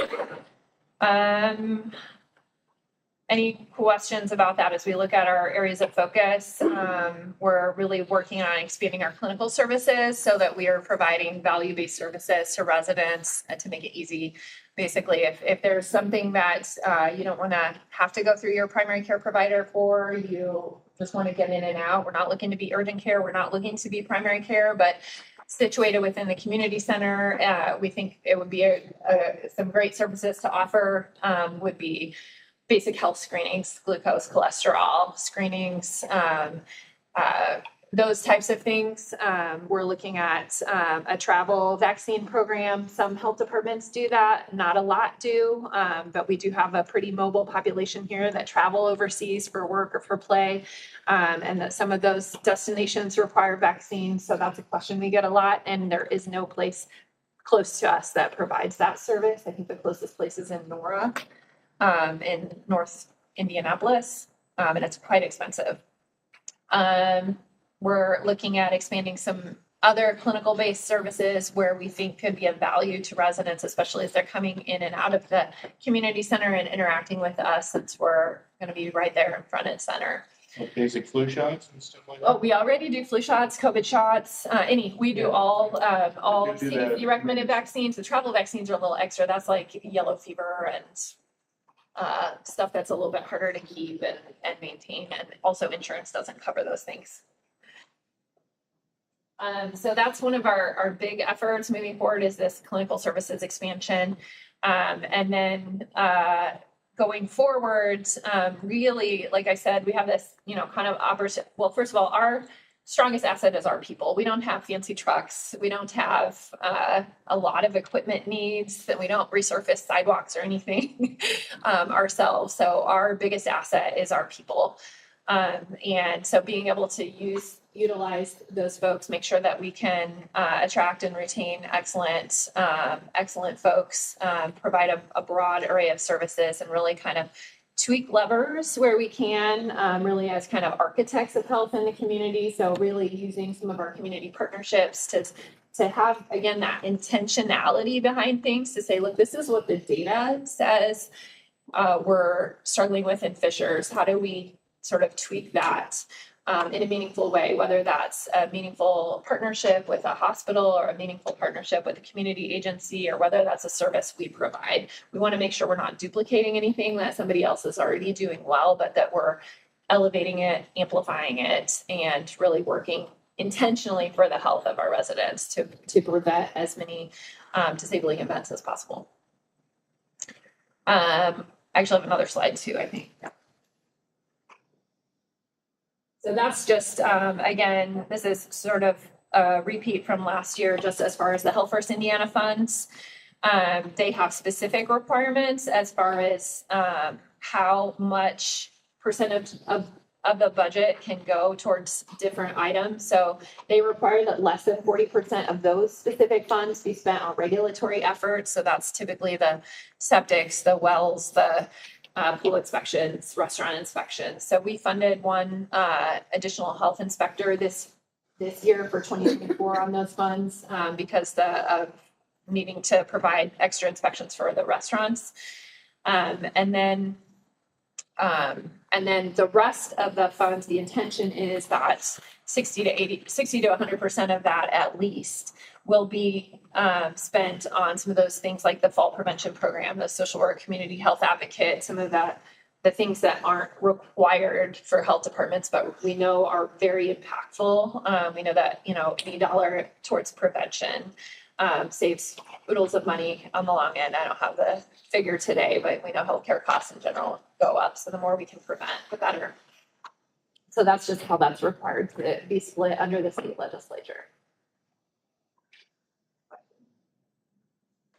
So Monica, go ahead. I have a couple questions. Okay, so the expansion of the clinical services, there's gonna be a fee, or there is a fee, a nominal fee for service, right? Yeah, so there are already fees, and we're looking at sort of redoing some of our fees as we expand services. And we're also increasing our capabilities. So right now, the primary service that we provide is vaccines, right? And we're able to bill private insurance for that, which is important for us in this community because 95% of our population has health insurance. So we also have funding for folks through state funds that don't have insurance. So we're able to provide vaccines for everybody. We have a small fee for that. There's a $20 administrative fee that if they don't have insurance, that's what we charge unless they meet our hardship criteria. As we expand services, we're hoping to have more nurse practitioner type services that may require providers that may include like a sports physical or something like that. So we want to make sure that we're able to still be a cost savings to resident, but that we're recapturing those fees. Most things can be billed to insurance. So our current provider for how we bill the vaccines only does vaccines. So we've been credentialing for the past many months. Incredibly complicated and not enjoyable, to make sure that we can start billing for all of those services beyond the vaccines. So we've been putting all the pieces in place. Laura Groff's position as our deputy finance manager is specifically been working on that, as well as some of our grants management, because we also have funding from grants through the state and federal sources. But the idea is that for most folks, these are preventative services, so there will likely not be co-pays and things from an insurance standpoint. And then for folks that can't afford to go somewhere else, they'll also be able to get the services at a relatively low cost. And our initial cost analysis, and we'll be presenting this at the health board meeting later this week, is that we'll, just by switching this billing model just for vaccines alone, we'll be able to recover over $200,000 in a year. Just with the vaccines we're already doing, and without even adding additional services. So. The food trucks, are those inspected by Yes, us they are. too? Is there a letter too that is assigned to them? So we're trying to figure out what the best way to get the letters on them. It's very difficult because a lot of them are only there once, right? So we pre-inspect them, but we can't give them a letter grade from the pre-inspection because that's essentially like a plan review. That's not an operating, right? So in order to get a letter, we have to also inspect them while they're operating. So while we are inspecting them while they're operating, this is a picture from Spark, for example. I mean, there are how many vendors? I can't even tell you. I went around with the inspectors that day. And so they're taking quick notes when they do those point in time inspections to see them in operation. But to be able to get the letters on there while they're doing that, we still haven't figured out the best process to do that. That would be ideal though, yes. Okay, and then the only other question I had is for the Health First Indiana funds that's up for renewal. I mean, is there a possibility it would not get renewed, or is this something that's? I mean, it's obviously something that we worry about. This has been landmark legislation for public health and we're cautiously optimistic, but this would absolutely be something that I would love for anyone in this room or beyond to talk to their legislator about the importance of this funding for public health and how far these dollars go from a prevention standpoint. You know, every budget is different. I think we're a little bit worried because of the Medicaid shortfall at the state level that they may decide that they want to pull funds from this or the mental health legislation that was passed at the same time. Well, we are members of AIM, and that association helps to lobby on our behalf, along with, you know, our people like Scott and a bunch of others, so. Well, sadly, there are only 3 city health departments. So from an AIM standpoint, there are a lot of folks that would be lobbying for this particular thing, but certainly the county counterpart of that association, I think, right? Am I getting that right? They have a county. Yeah, they do have a county part, which hopefully will be lobbying for this, because I know the impact to the communities that we've been serving has been pretty immediate. I have a few questions. Vaccinations. How many of the vaccinations, I mean, take COVID out of it, how many of those are for Fishers residents and how many are not? The vast majority are still for Fishers residents, and that's annual. The biggest time of year for us really is flu and COVID, the flu vaccines. So we're kind of ramping up here because there's just a high demand for flu vaccines, especially among our older populations, and they seem to have liked coming to us, which is great.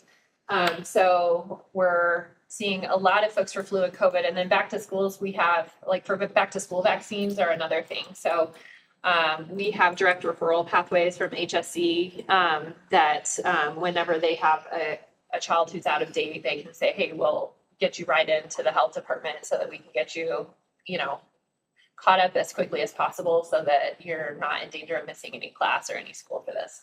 And we do host some on-site clinics there as well as we lead into that season. So we've had one before school started, and we'll have another one here shortly. Okay. I want to make a comment that the restaurant rating system, I've received a lot of likes on that one. A lot of our residents, I think, really like it and pay attention to it. So I think that's effective. You talked about, some of the health monitoring, like the blood pressure, the glucose. Is there any way to maybe partner with community or something to bring like some of their heart health testing or bone density testing or mammograms? Because I know they have the big trucks that kind of come into a community that can go to a place and do that. In order so we're looking at all of those things. As you might expect, human capital is, you can only do as much as you can actually do, right? And all of our staff are pretty busy, but one of the Health First Indiana core service goals is like maternal child health, for example. So we're working on building meaningful programs that actually address needs in Fishers, which isn't the same as the rest of the state. On that. So we're in this process right now of really evaluating the data and building sort of programs around what the data shows. But absolutely, those types of partnerships are what health departments do best. So bringing folks on site or facilitating ease of access for some of those things. Whether that be, helping write a referral right there. If you pop into the community center, we can say, oh, what are you due for? Oh, are you overdue for your mammogram or colonoscopy? Let's just write a referral and get you over there now, whether that be on site or whether that be just facilitating access. And my last comment is I'm lonely on my Peloton. I hear you.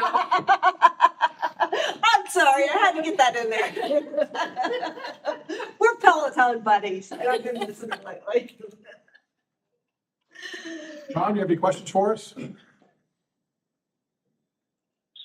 No, that's been very thorough. Thanks. So are the next season of flu and COVID shots available? Not quite yet. I think we're expecting one or the other of them this week. I can't remember which one. I think flu vaccine should be coming in very, very soon, and then COVID should be shortly after. Usually, it's kind of normal to. In previous years, we didn't usually receive flu vaccine until October, and as the years have kind of gone on, that we've been getting it earlier and earlier. So September is ideal to start receiving that. August is still a little bit early, and we want to make sure that you're covered throughout the flu season, which goes until March to April. So really, kind of mid-September to mid-October would be the ideal time to be taking those vaccines. Your current location, the only location that you're in? So yeah, our current location is right next or behind the Target in the Spoke Note building. So we moved our administrative offices this year out of the fire station as our services have expanded. So our clinic is there in one of the suites, and then our administrative offices are next door.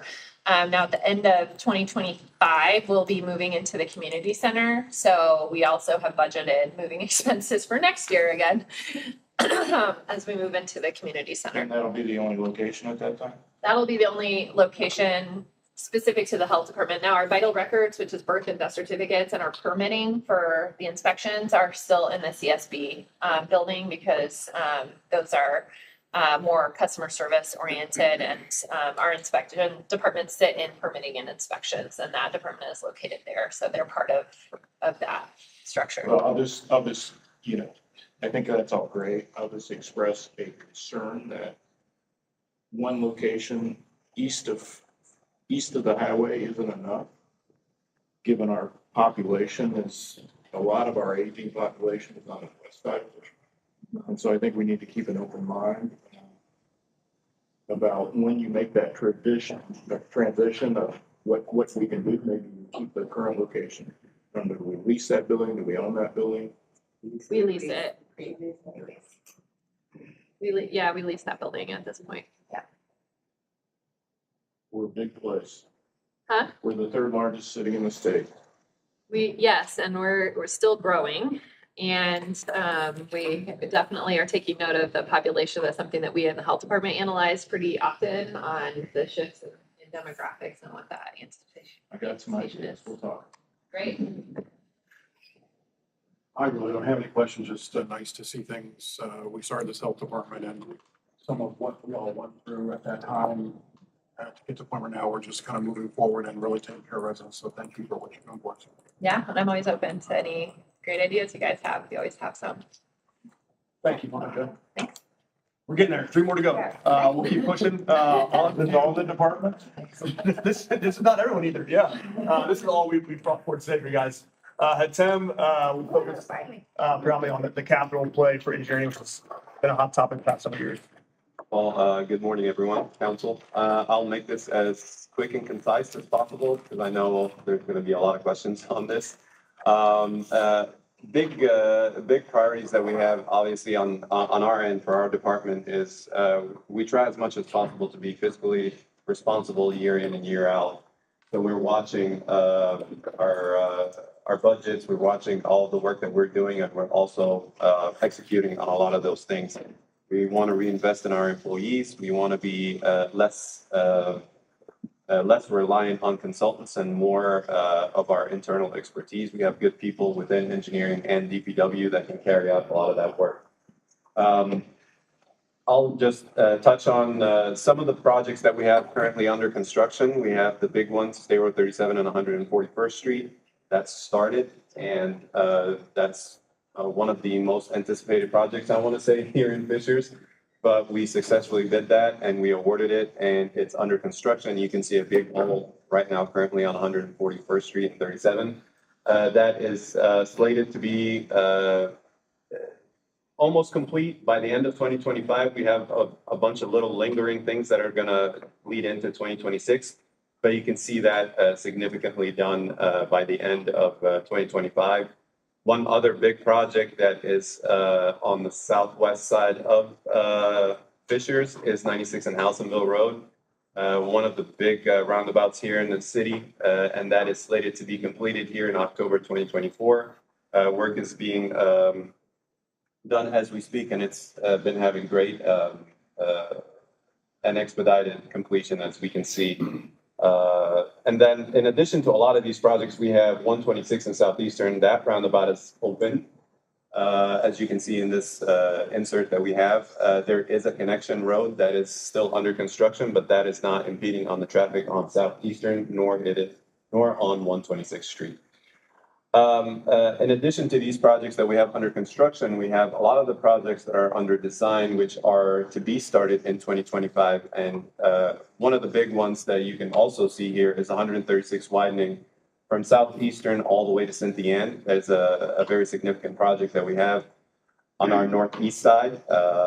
And then also 116th and Alsonville Road roundabouts. These are just two of the big projects that we have coming on 2025. And just to highlight, there is also 121st and Hoosier roundabout that is in partnership with Parks. We are involved in it as far as managing the project, doing the review on the project, and having that completed and delivered to Parks and to the contractor. We're also working on a lot of the trail gap connections. There is that trail gap connection on Hoosier Road to coincide with the community center opening. In addition to also the 131st trail gap between Lantern and the Nickel Plate Trail. One big trail project that we have is the 96th Street Bridge that is connecting the Nickel Plate Trail from Fishers all the way down to Indianapolis. And that is slated to be let here in the next month and continue construction onto next year. And hopefully we can be done by fall of 2025. I can open it now to questions, as I know that there's going to be a lot from everyone if you want. So I mentioned it before, that stretch, Fall Creek and Brook School. We did actually apply for grants to make that connection between that neighborhood on the east side, from the neighborhood all the way down to Brook School to Fall Creek roundabout. Unfortunately, we didn't get that connection. We are looking into the crossings from that neighborhood all the way to the west. Unfortunately, it's a large crossing that we have to provide a pedestrian refuge. So that makes it more involved than just having a ramp on both sides and just have zebra crossings there. So there is movement on solutions on getting those folks connected. It is just more involved and more financially impactful than we initially thought. So we're looking at fundings, we're looking at grants if we can to connect that neighborhood to the south and also make that crossing. We also looked into the neighborhood vibrancy grant that they can apply for to make that crossing. So there's a bunch of different solutions that we have for them. It's just it's going to take a little bit of time to get that working and moving a little bit more, just because the topography over there on the east side is a little bit challenging, if you will, and also the crossing is a little bit more challenging because you have a curve coming in on Brook School Road, and we're currently, if you've driven by there recently, we've looked at that roundabout and we've looked at a couple of different things to relieve the congestion that we've seen multiple times coming from Indianapolis in the PM and also coming from Geist in the AM. There's a lot of backup in that roundabout, and we've looked at a couple of different solutions that we can implement in that roundabout. And obviously, pedestrian connectivity is one of the prime concerns that we have. So there is movement. We've looked at it multiple times. We've applied for it in the past years, and we'll continue doing that. Is there an opportunity to reapply for this There's year? always, yes. If we can get some federal funds for it, there is applications coming in the next month. We'll try as much as possible. We have our safety action plan that is currently going on. So that is obviously looking at all of the trail gaps that we have in the city, and that is one of them. So once we get that safety action plan approved, we can apply for implement grants from the feds So that is one other avenue that we're trying to seek as well. Well, I appreciate just, and you have just a follow-up because they recently sent an email out, the HOA, and I think they want the mayor to come in the fall to kind of give them an update because they've been on it. And so I'd like to see where, you know, it's somehow prioritized for next year or something. I don't, the following cycle, or a temporary fix somehow, but, anyway, I appreciate. We'll try to do as much as we can. Yep. And, the other thing, really quick, that I don't know if it's, I don't see this listed too, the light there on Brook School and 116th over by the fire station. I saw you standing there the other day with some folks. And so there's always a backup and only one car can make the turn and we're sitting there.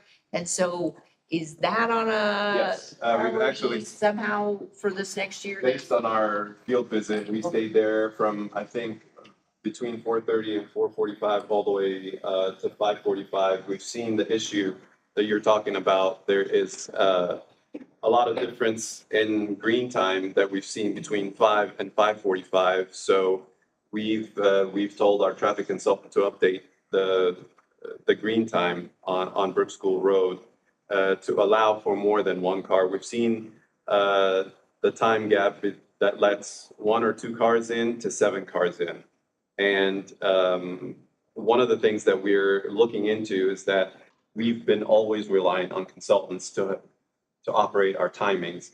Currently, we're investing on employees from engineering and DPW to go get training and help us with really not relying on them to do the changes, but we have to be certified. So there is that gap for our employee to be certified in order to make that change.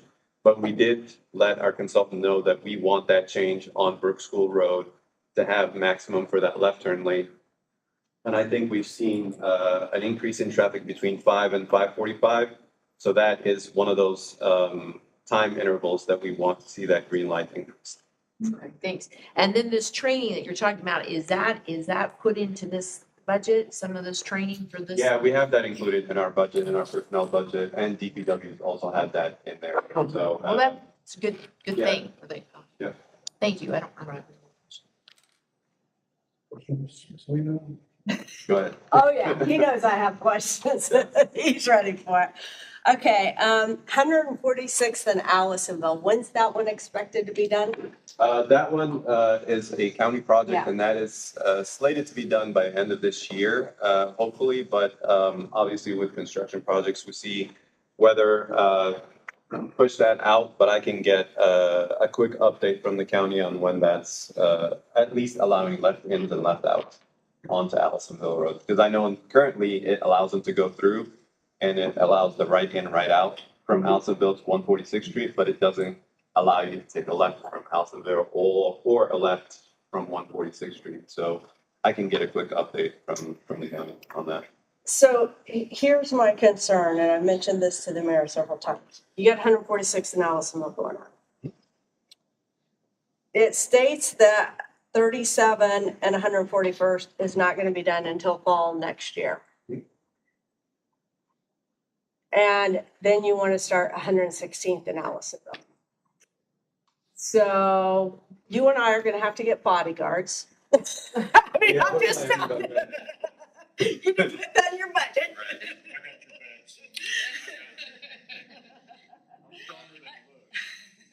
I need to, I mean, especially 146 Allisonville, if that was going to be done before the end of the year. You know, I think we could probably maneuver 116th and Allisonville and 141st through 7. But I mean, you got people up in those northern neighborhoods on Allisonville, no matter which way they go, they're like, Right. you know, so we have to make traffic plans for those people to be able to get in and out of their neighborhood. So we actually do have a good plan for that. So 116th and Allisonville is not gonna fully close unless we have 146 and Allisonville full access to it and 96 and Allisonville fully open, which we anticipate 96 and Allisonville being done in October. So the issue that you have here is 146 and Allisonville wasn't open 96 and Allisonville wasn't open, so everybody was going to 116th and Allisonville. In order for us to close or make construction on 116th and Allisonville, we have to have some sort of relief for it. So the relief that we have from 116th and Allisonville will be 146 in Allisonville and 96 in Allisonville. So instead of just having one access relief for everyone in, from Indianapolis all the way up to Noblesville, we'll have two relief points, which is 146 and 96.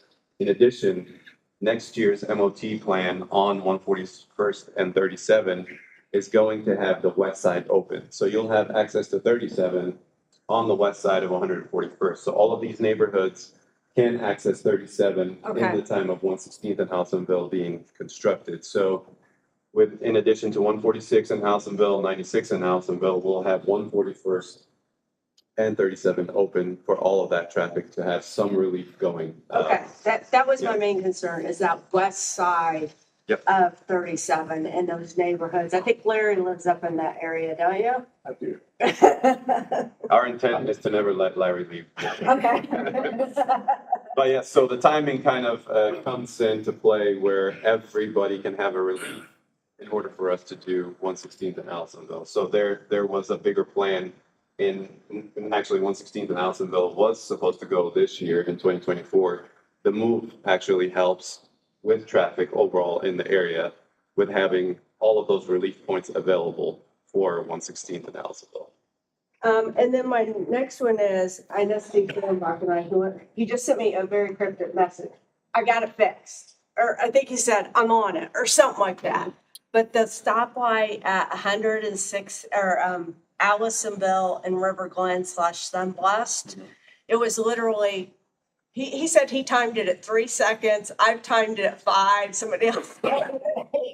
You can't get through.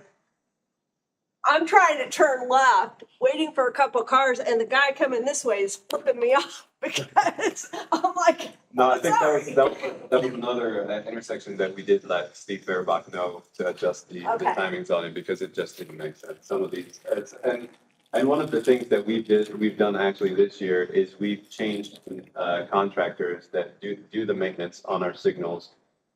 We went with a new one that is more involved and more intricate with all of their maintenance.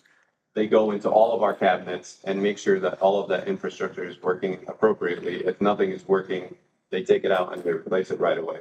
So we've invested in a more in-depth maintenance schedule with our new contractor to go in and make sure that all of our signals are working, operating correctly. We've seen a lot of times here with that same contractor that he could not approve a cabinet with this malfunction in one equipment, so that we had to go in there and replace that equipment, and that is reflected in our budget for next year is the increased signal maintenance for the city. So you will have 6 seconds to turn around. 6 seconds. Not 5. But okay, that is all helpful. And then as we move forward, looking into future years, all these different projects, what are your biggest concerns about us moving forward and being a growing community? I think a lot of my concerns is just the newer development that's coming in the city, making sure that we don't introduce an issue into the city that we see currently in the city. So my biggest thing is make sure in our TAC development process that we make sure that all of that is taken care in the reviews in the review stage. So we look at all of these developments coming in. We make sure that our traffic consultant look at the impact to the community and make sure that we don't introduce an unsafe maneuver in our streets. So that is one of the big things that we're seeing. Is a lot of developers and investors see the city of Fishers as growing and they want to be a part of it. And we want to make sure that whoever comes in, they are in line with what we see as safe. And we live in the city. I live in the city. I see a lot of bad behaviors from people that are driving. So I want to make sure that we do not introduce an environment that allows them to do those bad maneuvers. So that is one thing that our department is really looking into and making sure that everything is smooth, everything is safe for all of our constituents, old and young.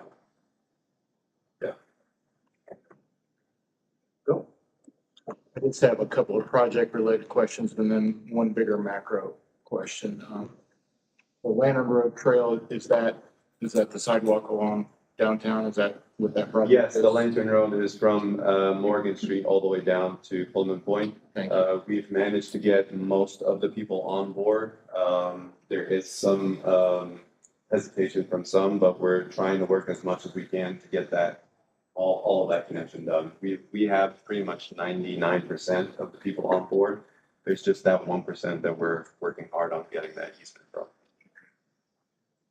And then the stretch of 106th Street between Lantern and Cumberland, is that still on an out year program? Is that? It is. We've, as you can see, the amount of projects that we have in the pipeline is just enormous. And we try as much as possible. Like in addition to what we have currently under construction, we're managing the design of all of these projects this year. So we're hoping on executing a lot of these capital projects as soon as we can. And once we do, we'll start reapplying for grants. At 106, that stretch that you're talking about is one of the projects that were right on the bubble that was applied for with our predecessor here in engineering. We were this close to getting it. Unfortunately, Noblesville went in and did some review on the scoring, and they beat us by 1 point.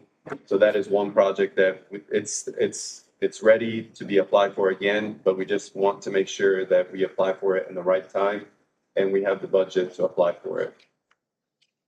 When you get to that point, I appreciate involvement, update. Right. At one time, there was talk about a wider road than. Yes. You know, what's the current plan? I think when Jeff applied, it was gonna be a 4-lane road with a center lane, and that's, is that still the plan? Is that? I think we have to make sure that whatever we suggest between those two spots tie into the roundabouts in a good way. That we don't just introduce a big flow of traffic that just gets funneled down because the roundabout can't handle it. So whether it's a 2-lane, whether it's a divided roadway, whether it has the left turn lanes introduced into it, because a lot of the big issues on 106th Street is the backup because people are going into their neighborhoods and they don't have that passing blister. So that is obviously on the table. When the time comes, we'll definitely make sure that we let everyone know that we're applying for this project in addition to other projects, hopefully. So. And then the macro question is on the resurfacing budget. What is your resurfacing budget here? Our we hope for two resurfacing packages each year, with $2 million for each resurfacing package. That can vary from year to year just because of the increased inflation prices on construction. We always try to apply for the CCMG grant to help us with the resurfacing packages. We try to include as much as possible neighborhoods in those resurfacing packages because we see a lot of folks react positively to getting into the neighborhood and making a lot of these improvements to their roadways.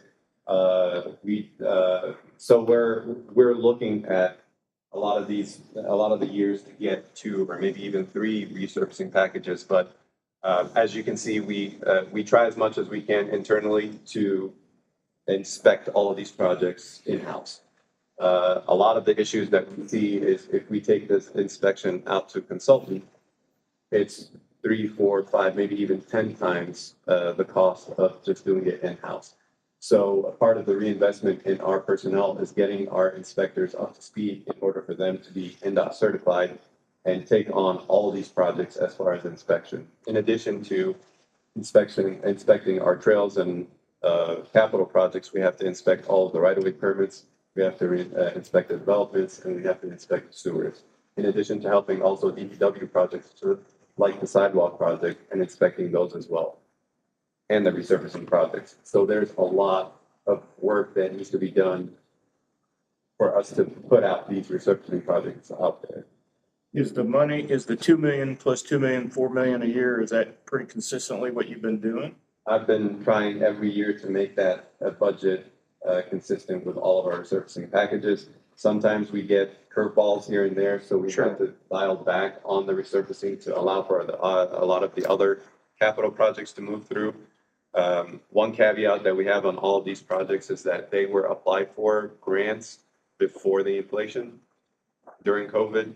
So we apply for the costs of construction that was at the time, but currently they're 2 to 3 times more expensive than they were there. So we have to make that gap. So the resurfacing money comes from where? Just the CCMG or from general fund? Resurfacing comes from, usually from predominantly wheel tax is where the bulk of resurfacing is, because wheel is about 2.2, 2.3, and so that is really the bulk of MECI's resurfacing. Some on road impact fees, some other little bit from usually the 1-year general obligation bond is kind of the, depending on how strong road impact fees are, if we can't get the full way there. So that 7 million's all for resurfacing or no? 7 million's a combo. It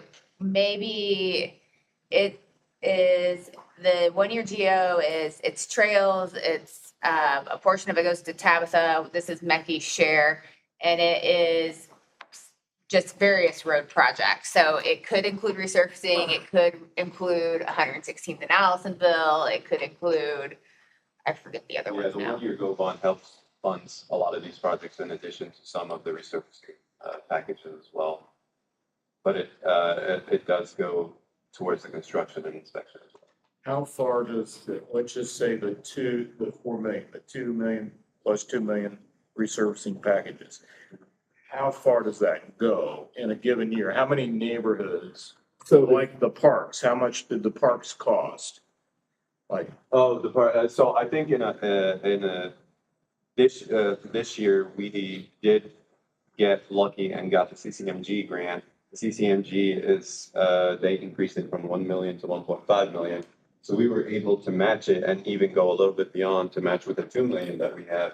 And I think we knocked over 6 neighborhoods. I don't have the list in front of me, but we did have over 6 neighborhoods, and even adding a lot of our like primary arterials in there. We did some intersections as well. We did a roundabout on 106 in Cumberland. We did 126th Street from Oleo and tying into the Southeastern project as well on the east side. We also did the 131st and Promise intersection right there by the high schools, which needed a lot of resurfacing and curb and drainage work.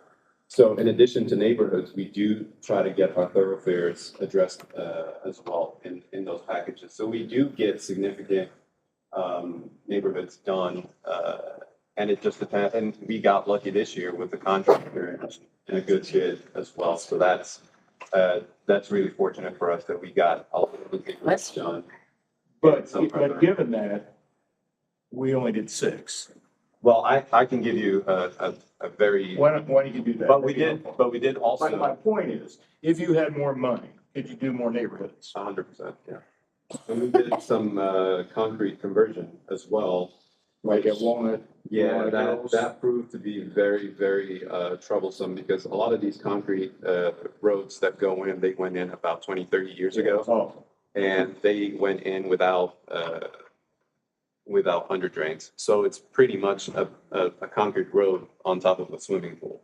So when we uncover them, we run into a lot of issues with the subgrade. So it's a big undertaking, and that could cost us from $500,000 to $1 million just to resurface, not just the whole neighborhood, but just a portion of that roadway. So that is one issue that we have to deal with the concrete roadways is it requires reconstruction and not just resurfacing. So it's a lot more involved. We have to do a lot of subgrade treatment, a lot of under drain installing, and just a thicker section in there just to make sure that it actually holds up, because for years it's just been taking a pounding and there's not good drainage underneath that roadway. For the most part, does the city own the streets in the neighborhood? Yes. There are some private neighborhoods that there's some private not the neighborhoods, majority. but not the majority, no. Well, particularly in West Fishers, our neighborhoods are really old, like the Parks was, and that took, right? You know, and I applaud that project. I mean, that was 20, 30 years in the making. We have some neighborhoods that are just as old and they're just as bumpy. Right. And we can't, in my opinion, as a city, throw enough money at resurfacing budget. So the question is, if we threw more money at you, you said you can do it. Right. Do you have the capacity? Can you get it out the door? We can. If we have the budget to execute on all of our ongoing capital projects as well, because we have to take into consideration, yes, a lot of these capital projects are federally funded, but they are 80-20. But with the increase in inflation and construction costs, we have to take on the burden of filling the gap. Filling the gap. So if it goes from 20%, it might even go to 50%. Right. So that gap has to come from somewhere. So yes, if I did get more money, I could execute on all of these capital projects and have 2 or 3 resurfacing. Resurfacing is all 100% local money. Yes. And if we get the CCMG, that is grant, portion of it is park grant. So if we can get more money, we can do. Are we restricted on the revenue for resurfacing by the wheel tax or the CCMG to only using those funds? Well, wheel is budgeted for the expected revenue. So there is only, so each year we get about 2.2, 2.3 in wheel and we spend that. So it can go to any road project. We use it for resurfacing, but we can only budget the revenue we take in. And so that's the max in the wheel is what. And the road impact also, if we could add something, but that depends on what comes in every year as far as those impact. So it depends on the EDA and the economic development agreements that we have with the developers. And it depends on just the magnitude of development that comes in. And that dictates how much we get from road impact. And then Becky too, I know for all your resurfacing projects, you're resurfacing the neighborhoods, but they're not the equivalent, all the same size. So I know we've talked about like miles resurfaced as like your match or, as a good indicator for you. Cause I was going to say you've done 6, but I would imagine they were all varying. It was all of the like a whole neighborhood, not just partial neighborhood. It was all the neighborhood resurfaced. So, I can give you the list of what we've done this year. But yeah, that comes in, and once we resurface, we do some curb replacement, we do some curb ramp replacement, we do some sidewalk replacement as well. And then we just want to make sure that this neighborhood is all taken care of and not left in pieces. So we tackle a whole neighborhood, not just part of it. So. And so what are we waiting on in the parks? Is that just the ramps? I think the parks came in with some, I want to say that it was what is that called? We have the eyebrows. The eyebrows, yeah. We did those, We did those, and we got that under city jurisdiction. Right. But I think the follow-up, the last thing to do there are the handicap ramps. So part of the issue with the parks is that they wanted some certain handicap curb ramps redone, but we couldn't do it because they were part of the eyebrows. So what we have done as a city is put in a program for them to come in and actually give us those eyebrows. So they will come in and donate all of that right away for the city, so we can actually have a permit to go in and work on these curb ramps. we made sure that we let them know that once that happens, that they will go into the city inventory, and we'll include them in the future packages of resurfacing. So if we have to go into a neighborhood, maybe even close by, and we do resurfacing, then we can go ahead and say, okay, let's go in and do those curb ramps. It's not something that we could just say, okay, they donated it today, tomorrow we're gonna go in and do the curb ramps. They will be part of the inventory, and as you all know, the way that we prioritize the resurfacing packages is part of the PASER ratings. So us and DPW go around the city every year, and we put a PASER rating on all of these roadways. Some of the roadways out there are 2s and 3s, so those are definitely gonna get priority over the 5s and 6s. So once we see that there's an opening for us to include those curb ramps, then we'll definitely put those in addition to all of the other private roadways that were donated to the city as part of that program that we put out. So the neighborhood knows what they're supposed to do? Yes, I've replied to them. Yeah, I've communicated to them. We've communicated to them even in the donation process that, yes, we are going to take that in. That just puts it in our inventory. And then we can hopefully include them in our future packages, whether it's next year or the year after that. So hopefully we can get it as soon as we can. It's just not okay, you donated it today, then tomorrow we go in and do it. So that we just made sure that we communicated that information out. On the road research, I'm not sure there's a department head in our team that won't say they'll take more money and use it. That could be a perfect example of that as well, but I picked up some data from last year's presentation. So we'd averaged about 10 miles resurfaced each year from 2012 to 2020. In 2021, we almost doubled that to 17 miles resurfaced, and then 22, 27 miles resurfaced, and 23, 25 miles resurfaced. So we more than doubled, almost tripled it from what we were doing in the first 10 years earlier. So I think this year we're trending for 25, 26 miles as well. So we really have invested a significant more in road resurfacing over the past 4 years compared to the previous 10. Yeah, keep going. And I appreciate, and the parks project was really complicated, and I appreciate your diligence on that. And I know the folks out there are very happy, so. Awesome. John Bush has actually popped off for a meeting, so you want to have any questions. So our final question is the 106th Street Bridge, the county's working. Do you have any sense when they're gonna have that wrapped up? It looks like they're coming right along. They're making strides. Again, yeah, that's a county project, and the latest that we've heard is that hopefully by fall of this year that will be done. Yeah. That's a significant project, and I think with your input, we were able to include the handrail on the trail on that side. So that is one thing that we worked with the county on. They approved it. We're including it on that project, and we're also including that same design on the Cumberland Road project. Yeah.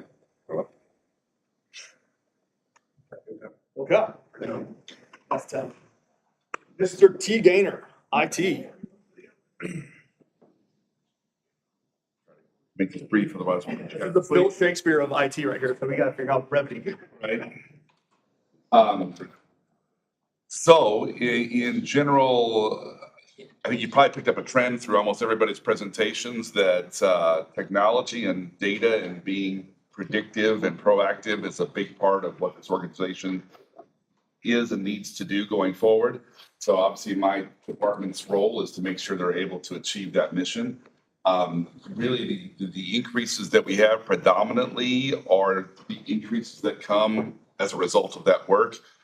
As we continue to add buildings and add people, that means we're adding licensing, we're adding equipment, we're adding things necessary to achieve that. So my increases are really the biggest two areas, and the first two things on this slide deck. Microsoft is notorious. Every 6 months, they change their licensing models. So big increases from Microsoft. They've changed how they license Microsoft Server. I can bore you with why, but it's significant. VMware was acquired by Broadcom. If I could go back in time and make that acquisition not happen, it would save us a lot of money. But VMware is critical in how we virtualize everything, which is really a critical piece of how we deliver services. So those are the two most significant out of my hands. Can't do anything about it, but it's part of how we deliver a lot of our services. Beyond that, changes that I'm actually really excited about. I'm proposing that we switch how we do what's called a virtual private network, VPN. I don't want to get all geeky. This just allows people, when they're not on our network, just to still be virtually on our network. This is how patrol cars, ambulances, laptops, what have you. The nice thing about this new service is now we'll be able to do mobile devices, which we've not done historically. And we do have more and more, think about a patrol cop, a detective out there doing field work using tablets and phones. We want to encrypt and protect that. Health HIPAA information, we want to be able to encrypt and protect that. So that'll be a great, it's going to be licensed by the user, not by the device. And it plays more directly with our security devices. That'll be great. We're also proposing an upgrade to our firewalls. Our current equipment is at end of lease, and this would be new equipment, which would be just fundamentally better, but also higher availability.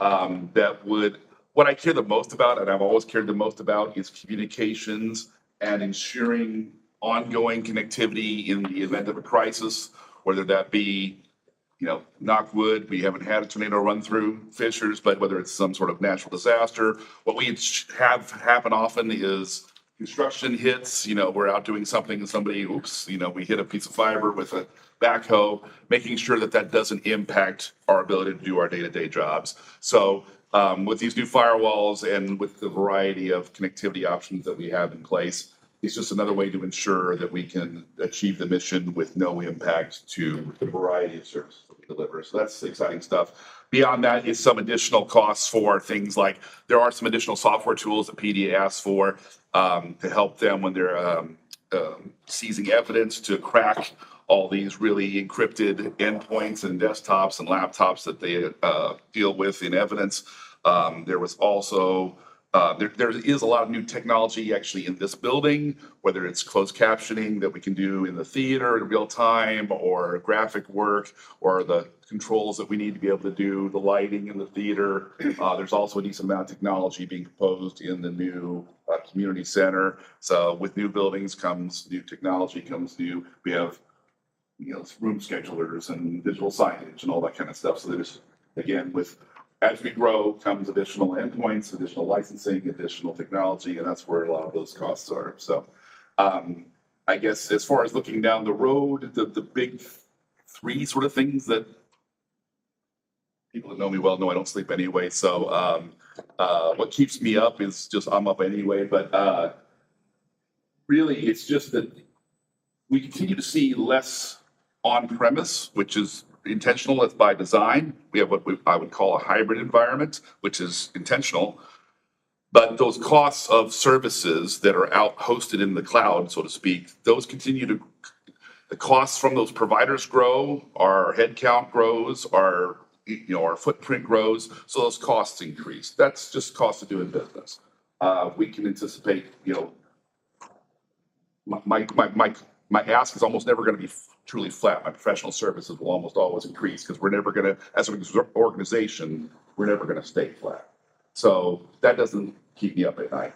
What is interesting to me is we are having an interesting conversation now about trying to create what we're sort of internally calling this digital front door, this digital citizens experience.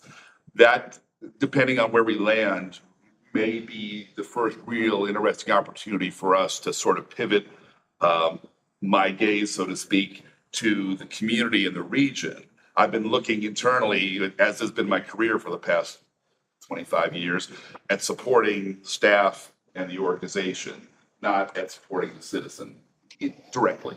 But can we offer services to make the citizens' experience, the digital experience, better?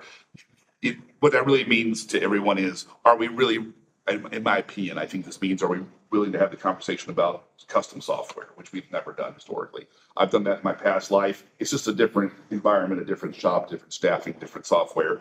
And whether that is direct hire or hybrid or contracted out, I don't care. I don't know yet. We'll figure that out. Is it a lift that's worth lifting? Is the is the juice worth the squeeze? We'll figure that out. But that's an interesting conversation. This sort of this regional citizen experience is an interesting conversation. And then something that is kind of like Tim's example of, we've got concrete roads out there that were built and we get underneath there, there's just no drainage, and you got a swimming pool. I can't stress enough, just because we have conduit and fiber in the ground, that isn't a put it in there and it's good forever. We have a lot of areas where the conduit is completely compromised. And over time, because of the perpetual road cuts and curb cuts and adding turn lanes, and we have stuff that we can now hit with a spade. It's not deep. And we have areas where I have excess fiber, but you can't pull it out. And that stuff has a 20-year life. It gets brittle. So even though it's not up in the air, it's in the ground, but we hit it. And so we need to have, and Tim knows this, and we work together well, but I dream of having an infrastructure dig once policy. So every time we're doing any kind of road project, we're at least putting empty conduit in there so we can blow new fiber through if we need to, whether that's city owned or we're doing it as economic, development opportunities for businesses. But then we should be figuring out how to, because it's expensive to put fiber down in the ground. It's mostly labor. So as we're out there doing this work, if we prepare for that and have a plan of every 20, 30 years, and that main artery of our main fiber that runs along 116th, it's over 20 years old. So that bill's going to come due. Those are really the big future things. This isn't oh my gosh, we got to do this next year, we're in trouble.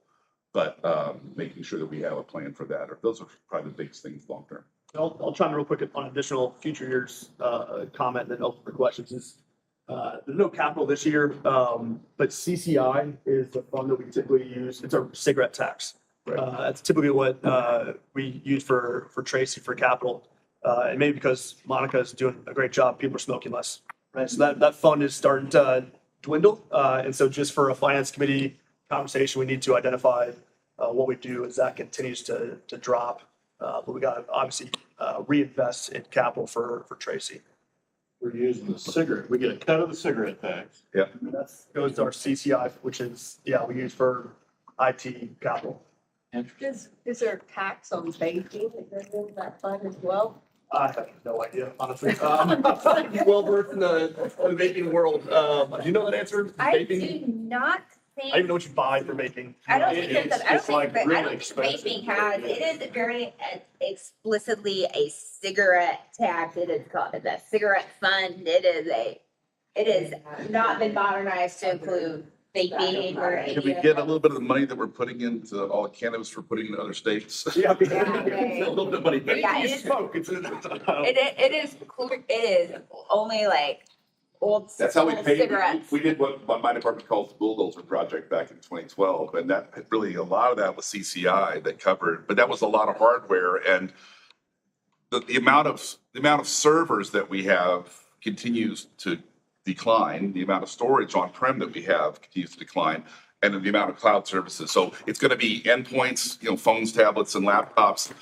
It's going to be network communications that grows and cloud services that grows. So the on-premise infrastructure, so to speak, we won't have as much capital. It'll be more and more professional services as the hybrid environment continues. I don't know what that ratio is going to ultimately settle out at. It'll never be 100% cloud. It's certainly never going to be 100% on-prem, but that ratio continues to trend towards more and more services and professional services.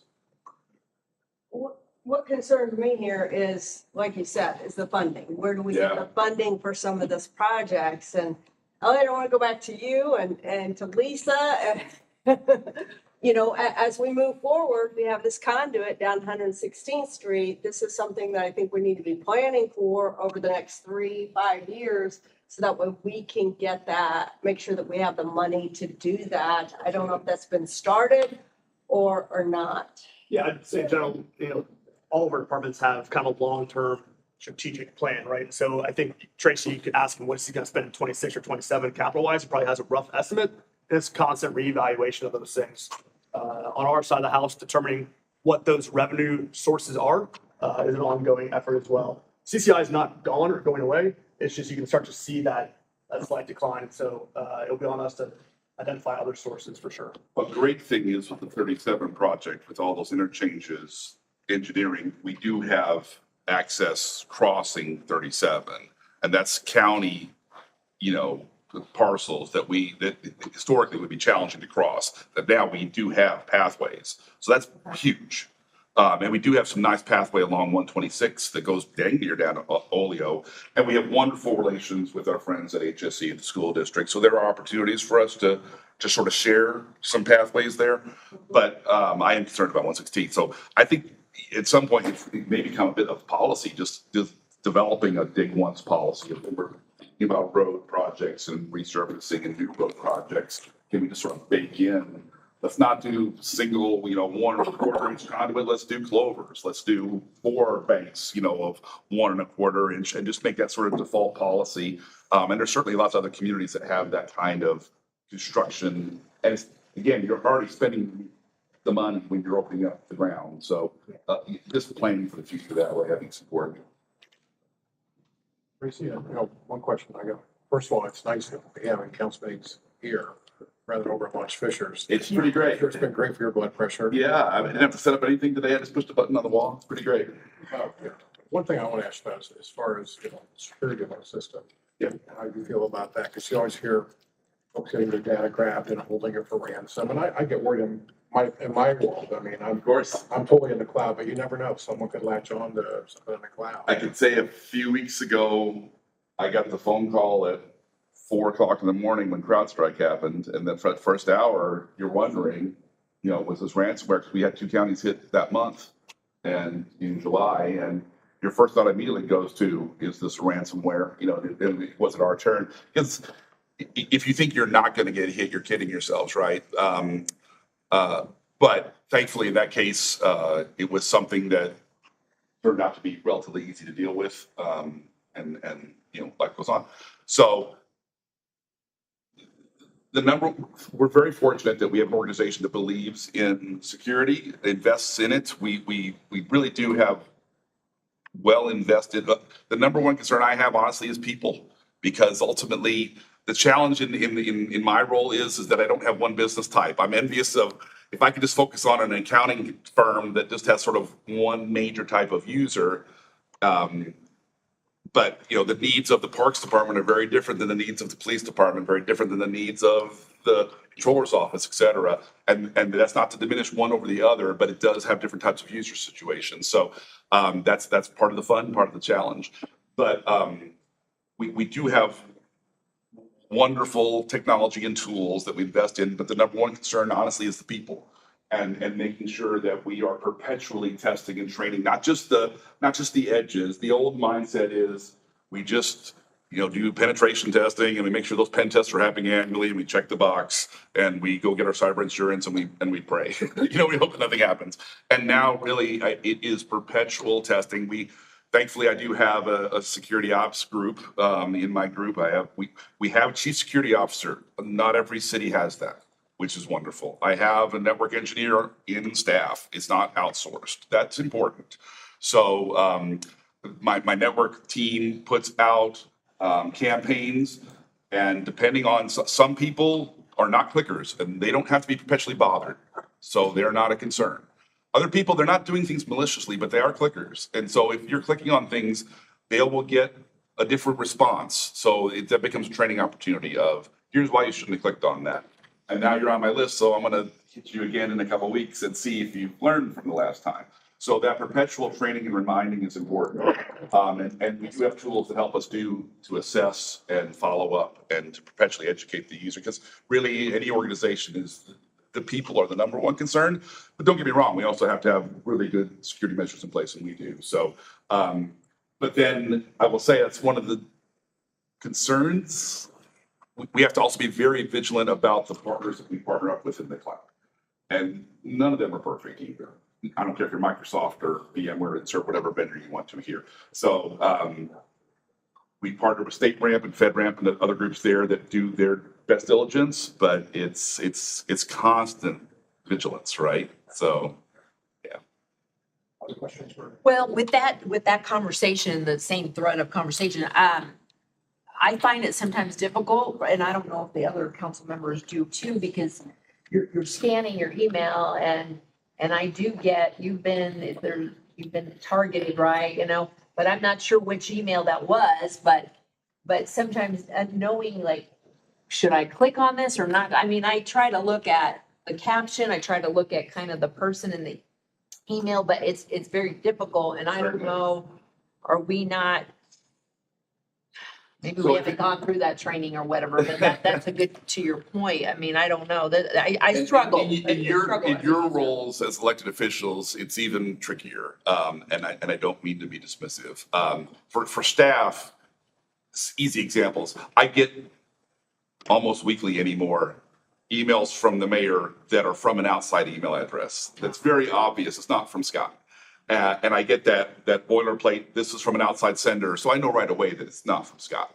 But in your capacities, you have personal emails that I'm sure some constituents know. You also have the city issued email. And so being able to ascertain, is this really from a citizen or not? How do you know, right? So I do rely on our security systems, but those are not perfect. And sometimes we do absolutely get false positives. So I then sometimes rely on staff to reach out to me to say, I know this email address, I know this person, but we can't also then overreact to that communication, because sometimes I'll have a request from a staff innocently say, can we just whitelist this whole domain? And no, because if that domain gets compromised, I've just created a huge security risk. So it's a game of give and take. So I'm happy, if you ever want us to include your email addresses on our security trainings, I'm happy to do that just to help you understand easy gotchas. And they're so sophisticated now of how they can change one letter that looks like an O, but it's a zero and things like that, that they can spoof addresses. Spear phishing. So we see about, just some, sobering numbers. We see about 4,000 targeted email attacks each month that try to compromise us. And a lot of them are what they call spear phishing, where they're trying to go after particularly the mayor. Lisa is a big target, people that control the money or people that are the big policy decision makers. So we are absolutely on people's radar. We may want to look at that. Maybe it's an optional thing, I would think, for the council, maybe if. And we also absolutely have security partners, and we could have them come in and do a lunch and learn or a breakfast or something like that. Or whatever, but anyway, I just, the new, this building here with city council meetings, are you guys looking at that? Do we need to add anything to the budget or something? The lighting, there's some tweaks I think that need to be done. We're still working on all that. The lighting, the way the dais is configured, maybe curve, you brought that up the other day. Curving it because he can't see over everybody, you can't see each other. And so, I just didn't know if there's any money for any kind of tweaks or anything for this new building, especially as it relates to city council, to make sure that we're more effective and efficient in our delivery of the message and the content and, I'm absolutely open to feedback there. I can say in some ways that room is very flexible. In certain regards, that room is inflexible. The desks that you guys sit at are on wheels, and the mics that you use are wireless, and the laptops that we use, of course, are not powered up. So that's great. There's 75 lights in there that can be lit or not lit, so there's some flexibility there. And I have 5 cameras, that can move around. The podium that's in use today is not the permanent podium. Okay. That is a nightmare that I will not put on record. But we're trying to get the proper podium. I've been trying for months to get the proper podium ordered, but I will continue to work on that. In terms of, so I think the layout in many ways, I'm open to trying what you guys want to try. I mean, that could be another, I know we gotta get moving, but I think there's a The real conversation. challenge is there are speakers that are fixed to the ceiling, so we can't come out to a certain, distance without fear of creating feedback. But outside of that, I think we can try whatever makes The sense. lights and the way The lighting has been the absolute number one biggest challenge that I've had to deal with, and we're close now, finally. And it's not, now that I can actually control them and change the colors of them, then, I can make them 10% and I can make them not just white, and that can help a lot. And anyway, there's lots of things we can do there. Well, So anyway, all right. happy to take feedback, and we'll continue to try to get it to where you guys are good. And you gave me my swipe card for the building in January. Yeah. Are you good? Did you lose it? Does it work? I lost it 8 times. Okay. We can issue you a new card. Happy to do it. I don't think I don't have one. We don't have. So it. one, we can absolutely onboard your phones. So you can have a phone and that's one approach. You can have a phone and a card. You can do both. You can do either. Just my phone. So I whatever you guys don't need. want all the council need it, whatever works, so. So I can make sure that my staff emails you guys so that you have an app on your phone and that would get you, into the building and get up the elevator into this room, that kind of concept. But then also we can have a backup badge, which I like to have the backup badge, but you don't have to have the badge if you don't want to. So, or I don't want you to have my phone. You can just only have the badge. Just let my staff know, let me know, and we're happy to take care of you. Or maybe I'll find it. Maybe so. But once we issue you a new badge, the old one will be deactivated and we can always, badges are easy. That's what will happen. You'll give me a new one, then I'll find the old one. That's what happens to me. I'm looking for something and I order it on Amazon and then I find the old one. Anything else for Tracy? Move on. Thank you. Yes, sir. Thanks, Tracy.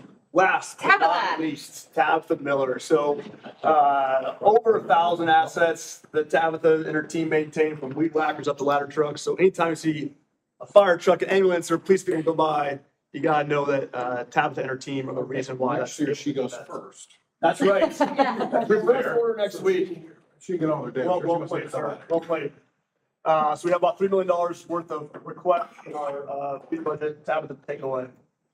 Out of this request, we are doing 18 police cars, but if you notice it says up to, due to the price increases, we've had to add that little loophole in there. We have a re-chassis of a medic to bring us back to full service there. The payment 2 of 3 for the ladder, due to the cost increases of our fire apparatuses, we had to get creative, so we did not got a full year's funding. So that's what the 2 of 3 payments are for. We're replacing 1 vehicle for permanent inspections just due to age and mileage. Engineering, same thing. Agri-Park, we've set aside some money to help with updating some of his equipment we bought used at the initial onset of the park, just because we didn't know what it was going to need, and for the new ag park. We have $120,000 in mowers. This is to replace mowers. We don't put a specific type on there due to the fact, we multiple varieties of mower. We have just, we have $1 million of mowers in the city of different types of mowers. So it may vary on what we replace. A seeder, just exactly what it says. A trailer, we do have a significant amount of trailers. That's just a replacement due to age. Streets, we're replacing 1 Class 8 truck. So a singular tandem axle dump truck with a plow on it, completely upfitted for winter needs. Wastewater, once again, this is where we had a significant price. So we did a second payment of the back truck. And 1 vehicle for 1 pickup truck for that division as well. Open to any questions? Pretty simple. Any questions? Nope. It's clear cut first. It's clear cut. There's not much. I will tell you, this is actually fairly innovative as far as her procurement models go. Given, before it was very prescriptive, 18 vehicles. We're hoping to get 18 out of it, but the numbers are changing every single day. The $120,000 worth of mower replacement, she can tell you which ones today should get rid of, but it's just like the Pacer scale for the roads. She'll constantly assess and reassess up until the first year before she purchases those. The ladder trucks, right? Those are taking 3 years to build, and so we're trying to save some money by doing a purchase plan, if you will. And so we feel confident that this is the right approach. Can we use more for this? Absolutely. But I think this is a pretty balanced concept, and we'll try to shoot for $3 million year over year going forward. These are all replacements with the exception of the Agri-Park.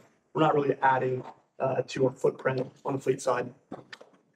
Are you paying local vendors for some of these? We use a lot of local vendors. I would prefer to use local vendors. Some we cannot, fire trucks and things. Obviously, yeah. For instance, Mid-State Truck does all of our plow installs. Local is Indianapolis, I guess, not Fishers, but we do a lot of business with some upfitters down there with the wastewater division, as well as our police vehicles are outfitted in Noblesville. There's not really an emergency in Fishers. Yeah. Good.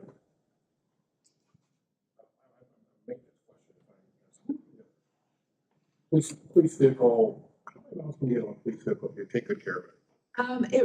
A lot of it depends on what its job is. For instance, traffic. Our officers that are primarily traffic, we try to get them out of it at about 100,000 miles because there is a lot of wear and tear on those, the way that they're constantly doing U-turns all day long. It's really hard on them. We try to replace those quicker. If you have a standard patrol officer that's just around, we can get up to 130, 140,000 out of them. We try not to go there. We try to keep it below 100 in about 5 years as a front line, give or take. And that includes, I mean, obviously those cars have a lot of idle time too. Yes, the idle time is where we try to stay below the 100,000 miles in today's term on a vehicle really isn't much. But when you add in all the idle hours, I mean, they actually have 200,000-300,000 miles on them. Thank you for doing all that. Everybody. Saves on the road. So then when a police car is kind of retired, I see some of them just sitting around. I'm assuming those are the retired ones. What happens to them? Can they be repurposed before we actually? Yes, we do that a lot. The last 3 years, we have not repurposed them to other departments within the city as much, just because of we've had some extreme shortages and time delays and deliveries. I mean, I'm still waiting on vehicles I ordered in 22. So, but typically we do take a vehicle that is not considered good for a frontline police officer, and we'll move it to, say, engineering or permitting and inspections, and it'll finish out its life there because it still may end up having some problems, but it's not a life or death situation. Sure. So. Other questions, folks? Thank you. Next. Sir, that is all we have for you today. Well, thank you all very much for bringing everybody together. I mean, everybody's done an exceptional job. You know, they're doing so much with what resources we have. It's incredible what we're able to accomplish. So, what they're able to do for us. Thank you all. We are adjourned. Thank you, Tracy, for being tech support in addition.